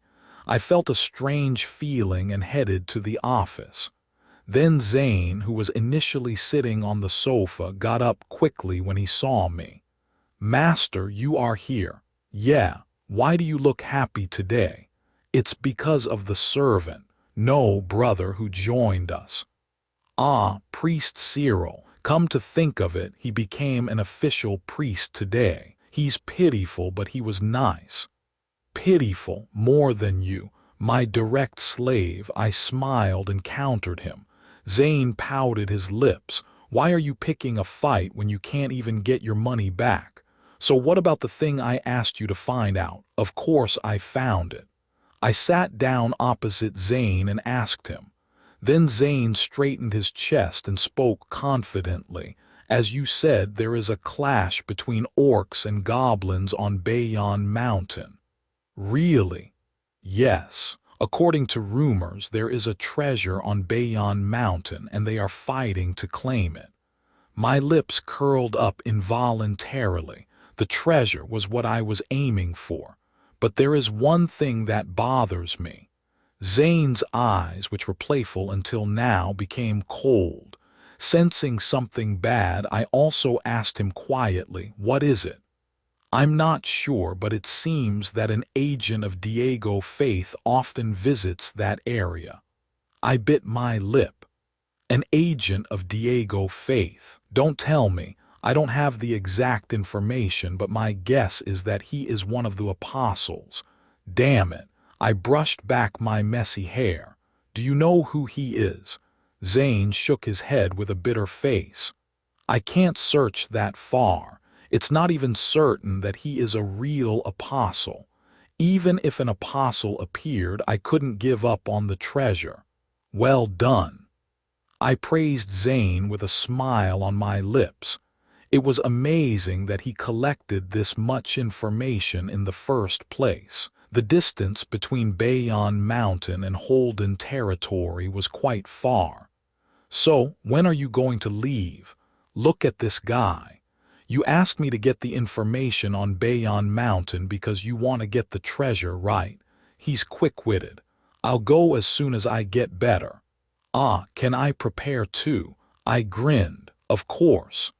Revi, how's your body these days? Since I started receiving treatment at Cairo's Faith, the family meal time has increased. My mother and Sevenus often ate with me even though they were busy. It's better. Good, you look healthier as well. As my condition improved, my mother's smile never stopped and Sevenus' expression became brighter than before. That's what I thought. But lately, you're not just getting treatment at the temple, are you? Sevenus asked sharply. I almost choked on my soup. Did Sevenus don't like me spending so much time at the temple? Well, our whole family used to believe in Diego faith. I cleared my throat and forced a smile. Yes, I feel like it's fate that I visit the temple often. It somehow makes me feel at ease. As soon as I said that, Sevenus slammed his spoon down. What's his problem? Sevenus' eyes darkened. Revi, you only go to that temple for treatment. Was he telling me not to get involved in anything else? I had no intention of doing that, kid. Sevi, don't be like that. Thankfully, Mother intervened before Sevenus got more angry. I just want Revi to be healthy. Whatever he does, whatever he wants, it's all up to Revi. But Mother Sevenus tried to say more, but Mother cut him off. We have no right to force anything on Revi. His lips shut tight at her reasonable words, as expected of my mother. As if I had 1,000 troops behind me, I felt reassured. Your brother is good at saying mean things. I sometimes want to punch his mouth. Ha ha, you shouldn't do that. I was about to say more to Kairos when it suddenly happened. Ugh. I suddenly felt nauseous. It felt like something was trying to burst out of my stomach. I covered my mouth with my hand. Revi. I saw the surprised faces of Mother and Sevenus. I quickly got up from my seat, knocking over the chair. I was torn between leaving the room or taking out a handkerchief. Bleg. I couldn't hold back the vomit and spat it out on my hand. Then the sickening feeling subsided. Oh, child, your hand. Kairos exclaimed in shock as I looked at my hand. There was a blue worm the size of my finger joint. Did I just throw this up? I almost gagged again, but then I realized what this worm was. It was a Malone worm. Wow, child, is this the cause of your illness? Yes, it is. I wiped the saliva from my mouth and smiled faintly. Finally, I was cured. Young master, you are cured. Your condition is much better than before. I don't know how it happened, but you are healthier than an average person. Dr. Frank, who was examining me, said with tears in his eyes to my family. Mother, who had been anxiously watching over me, hugged me as soon as Dr. Frank finished speaking. Revi, my baby, you've suffered so much. It wasn't just Mother. Sevenus also looked at me with reddened eyes. I'm so glad. I hugged Mother back and cheered inwardly. I'm finally cured. I didn't have to take pastoral poison anymore. Yay, I wanted to run around as much as I could, but I restrained myself and just smiled. Come to think of it, I noticed that the amount of blood loss had decreased significantly a while ago, but I didn't expect to be cured. I was very happy. My baby, you'll only have happy things from now on. Mother stroked my cheek and shed a tear. I looked at her for a moment and then put on a serious face. Mother, there's something I want to tell you. It was time. Mother looked into my eyes and dismissed Dr. Frank and Paul the butler. Now only Mother and Sevenus were left in my bedroom. Mother dabbed her tears with a handkerchief and faced me squarely. Yes, Revi, my baby, what is it? I couldn't open my mouth easily. With Mother and Sevenus' eyes on me, I spoke with difficulty. I'm sorry to say this to you, Mother, but there's something I want to do. Mother's hand warmly wrapped around mine. Yes, this Mother will support you no matter what you do, Revi. I overlapped my hand on hers and held both hands. I want to convert to Cairo's faith. It was almost like an announcement, but Mother didn't waver as if she had expected it. Rather, it was Sevenus who was surprised. Revi, do you know what you're saying? Sevenus stomped over to us with a loud noise. I looked at him with an unchanged expression. I know what I'm saying, brother. It meant that I would give up all my rights as the son of a count and devote myself to a religion. I didn't need any status or position as a nobleman. I looked at Mother and Sevenus while speaking earnestly. I've always been trapped in this room. I had nothing to do, nothing I wanted to do. I was just waiting for death. Mother and Sevenus closed their mouths. But hope came to me and I finally regained my life. I want to dedicate myself to Cairo's faith, the one who gave my life back. Was it because of my improved acting skills or because of the memories of the real Reveloff in my head? As I spoke, I became sincere. Revi. Sevenus called me with a pitiful look. Mother had a calm look. She nodded her head after looking at me for a while. I understand, Revi. If that's what you want, let's do that. As Mother gave her permission, Sevenus couldn't say anything more and bit his lips. He had a lot to say, but he swallowed it. Thank you, Mother. Please, give me a little more time with you, my son. I want to spend the time I missed with you, even if it's only now. Mother said that without shedding tears, but somehow she sounded like she was crying. I had no choice but to nod. Of course, Mother asked me for a week, but I didn't spend all that time with her. She only had 2 days to spare. For the rest of the 5 days, she had to deal with her work in advance to make time for me. During those 2 days, I hung out with Mother and Sevenus. We reminisced about our childhood and went on a picnic at a lake near the city. We also went boating.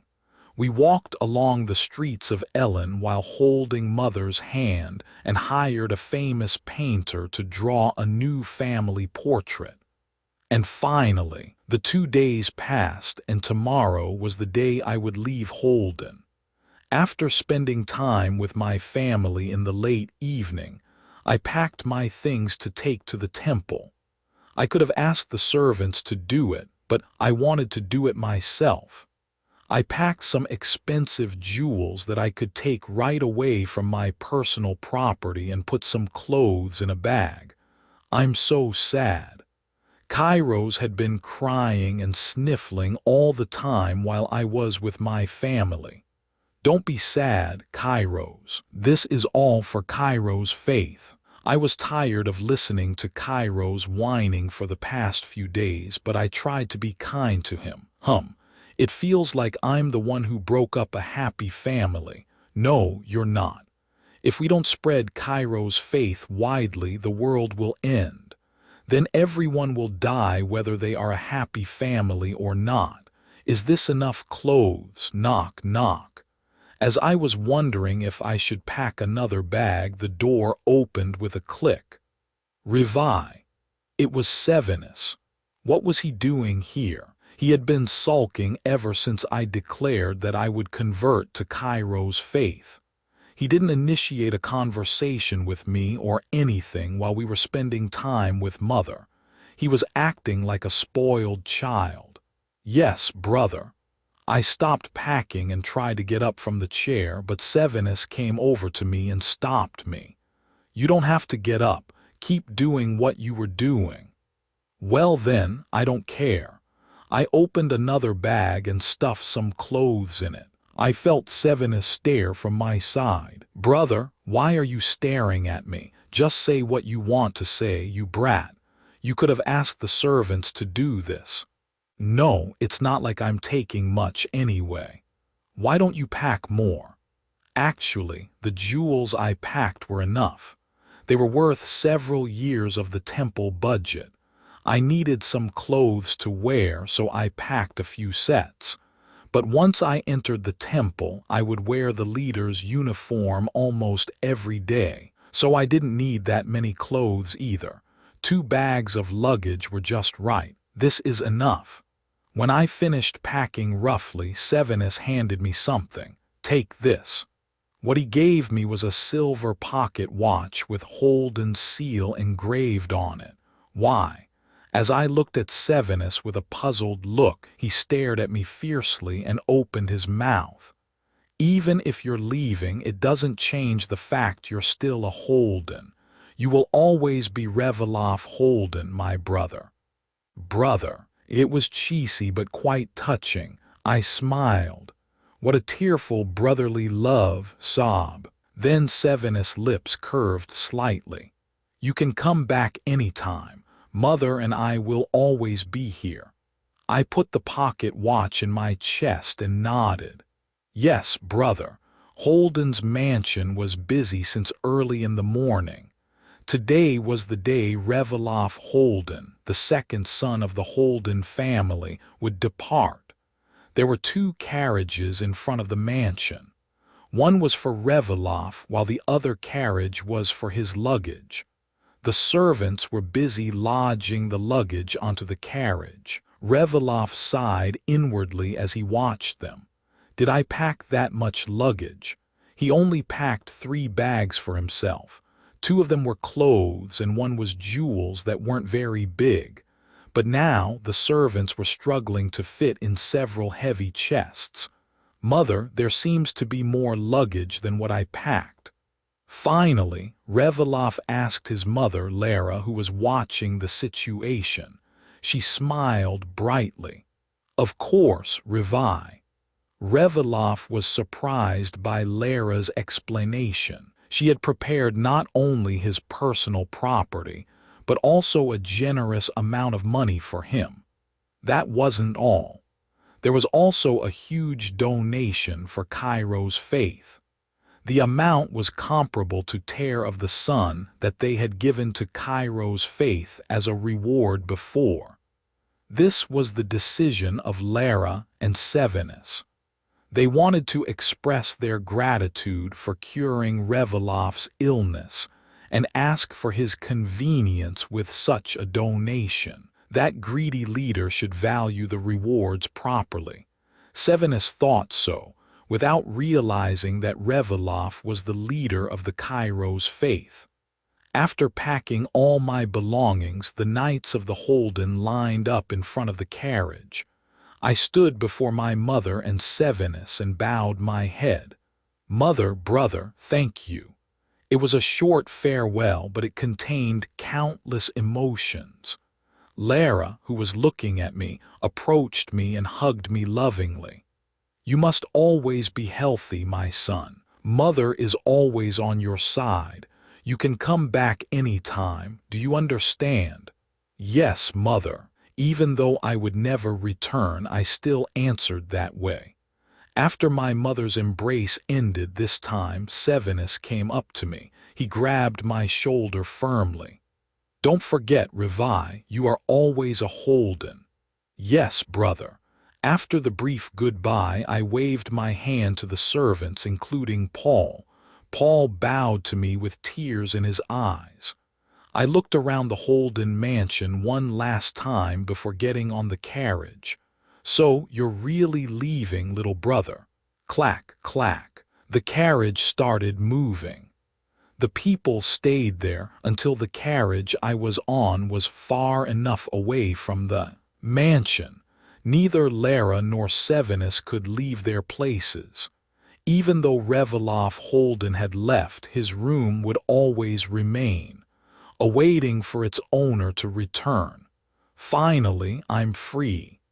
As soon as the carriage left the mansion, I tapped my feet lightly with joy. I wanted to shout with delight, but I held back because the soundproofing wasn't that good. Are you that happy? Of course I am. Now I can do anything I want. Your family looked sad though. Can't help it, that's fate. I answered Kairos casually, but I couldn't control my rising smile. It had been about 3 months since I came to this world, and I finally found complete freedom. Ah, how exciting. I constantly smiled as I looked out the window. First of all, I'll announce the name of Kairos faith. As soon as I got to the temple, I planned to disclose the cure for Malone's disease. That way, the status of Kairos faith would rise.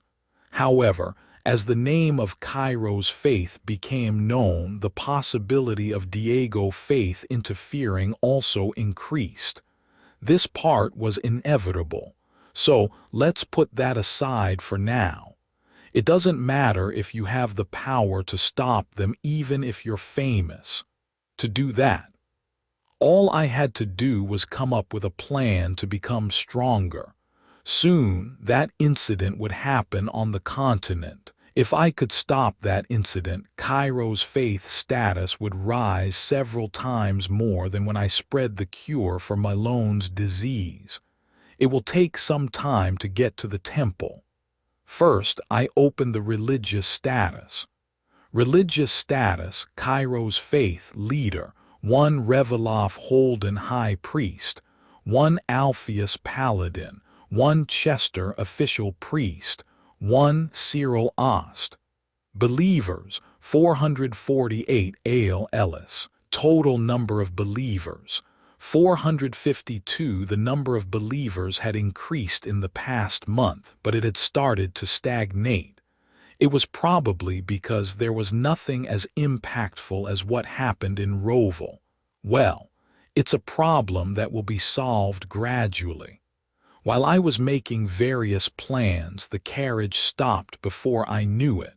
When I looked out the window, I had already arrived at the temple. "We have arrived, young master." The one who opened the door of the carriage was Fanatic. I nodded at him and got out of the carriage. Then, the children who felt like family greeted me. Alpheus, Chester, Sasha, and even Zane, who pretended to be Cairo's faith's leader. "Welcome back, Brother Reveloff." I was quite surprised when I first saw him, but now I was used to Zane pretending to be me and answering with a smile. "Thank you for welcoming me, leader." The children also greeted me.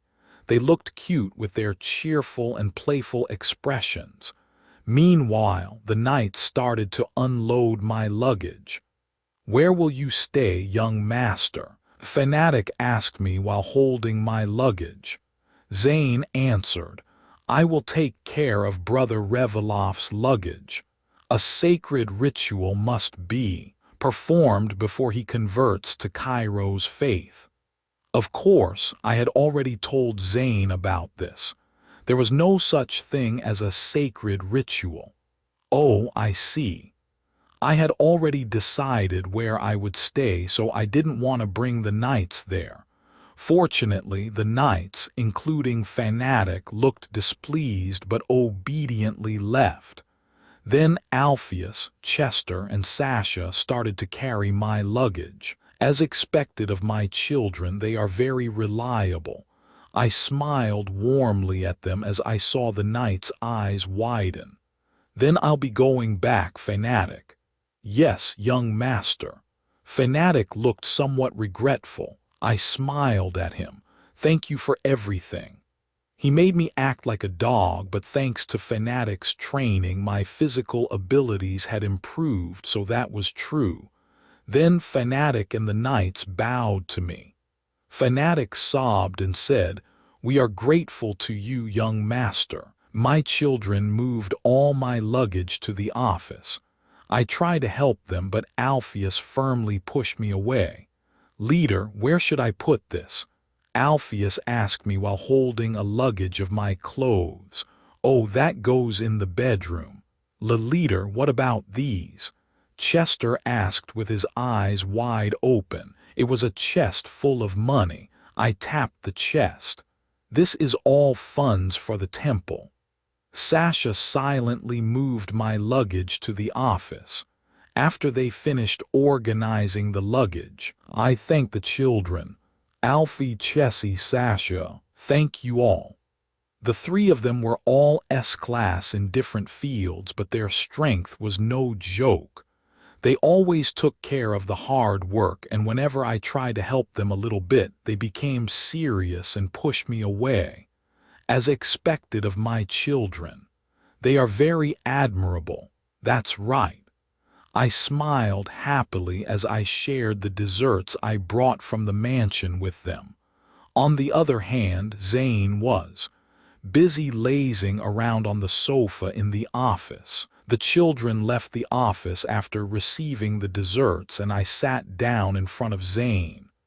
Zane gave back my glasses, took off his wig, unbuttoned a few buttons on his shirt, and sighed. It's getting easier to imitate you day by day, but it gets tiring quickly. You don't have to act for a while anyway, so stop sighing. Zane looked up at me while lying on the sofa. This kid is spoiled. So, when are we leaving for Mount Bayon? In 2 days. There's not much time left, is there? Not much, but enough. In the meantime, announce the cure for Malone's disease in the name of Cairo's faith. Me? Who else me? Zane's face became round. His lips are pouting. How about soothing him gently? He'll just get more clingy. Just doing it that way, but are you sure you're just simply giving away the cure? There's nothing wrong with that. But Zane seemed more reluctant than me. I know it's precious, but this is for Cairo's faith. He still showed how reluctant he was. I understand him. However, religion is something that needs to build a good external image, especially a small religion that started in a small village. Cairo's faith will expand its influence based on faith and trust. I was worried about Diego Faith's interference, but I decided to trust Tertius for now. He swore on my name after all. He promised to keep Diego Faith out of the event in Holden territory. Besides, Tertius was an apostle. He should be able to handle most things with that rank.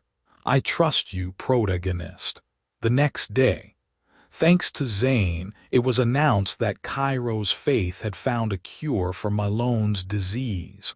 Of course, it hasn't spread widely yet, but soon the whole continent would know. There won't be much impact right away. The proof and experiment of the cure would come first anyway. Right, I also didn't reveal that Cairo's faith's method had cured Reveloff Holden. It would eventually spread among the people, but I didn't want to bother myself by announcing it right away. While Zane was working, I also took care of the temple's affairs as the leader. Not that there was too much work to do. Thanks to Alpheus, who had taken good care of the temple, all I did was assess the tendencies of the believers. I should make some kind of worship or prayer event soon. The number of believers was increasing day by day, so I felt like I had to do something. I should tell Alpheus about this, and he could work on it with Cyril. After finishing the work, I felt sluggish and went out to the temple garden. It was late at night, or rather early in the morning, so there were no believers in the temple. I looked around Sasha's lively statues and sat on a bench in the corner of the garden. I leaned back on the bench and looked up at the night sky. Countless stars were shining brightly. Tomorrow, I'm leaving for Mount Bayon, so I had to leave the temple for a while. It makes me miss it already. I had never left Holden territory for more than a day. "My child, what are you thinking so hard about?" "Oh, nothing. Are you afraid of going to Mount Bayon?" "No, that's not it. I'm not afraid. It's just, I've never left Holden territory for more than a day. It feels weird. You look excited." "Oh, is that so?" My chest felt ticklish. This strange feeling is excitement. I didn't know. I've been living a busy life that I forget how it felt for a while. "My child, you seem to know a lot, but sometimes you seem to know nothing at all. Is that so?" "Yes." At that moment, I felt like I heard a voice not in my head but in my ears. What? Did I hear it wrong? That thought lasted only for a moment. As soon as a white light began to bloom in front of my sight, the holy and beautiful white light mass began to take shape like a human. I knew what this meant because I had seen it before. Manifestation. All of a sudden, I opened my eyes wide. Even though I knew what it was too sudden. It's been a while since I breathed the night air. Soon the light disappeared. Cairo's voice clearly reached my ears, and what finally appeared was, "This is a puppy, a baby wolf." I didn't know exactly how to describe it, but it was a small and fluffy gray creature. It had 4 short legs and a chubby body, a fluffy tail, droopy eyes, and a slightly protruding pink tongue. So cute. I was drawn to the creature and reached out my hand. And when I touched its soft head, "Nice to meet you, my child," I heard Cairo's voice full of excitement from the cute puppy.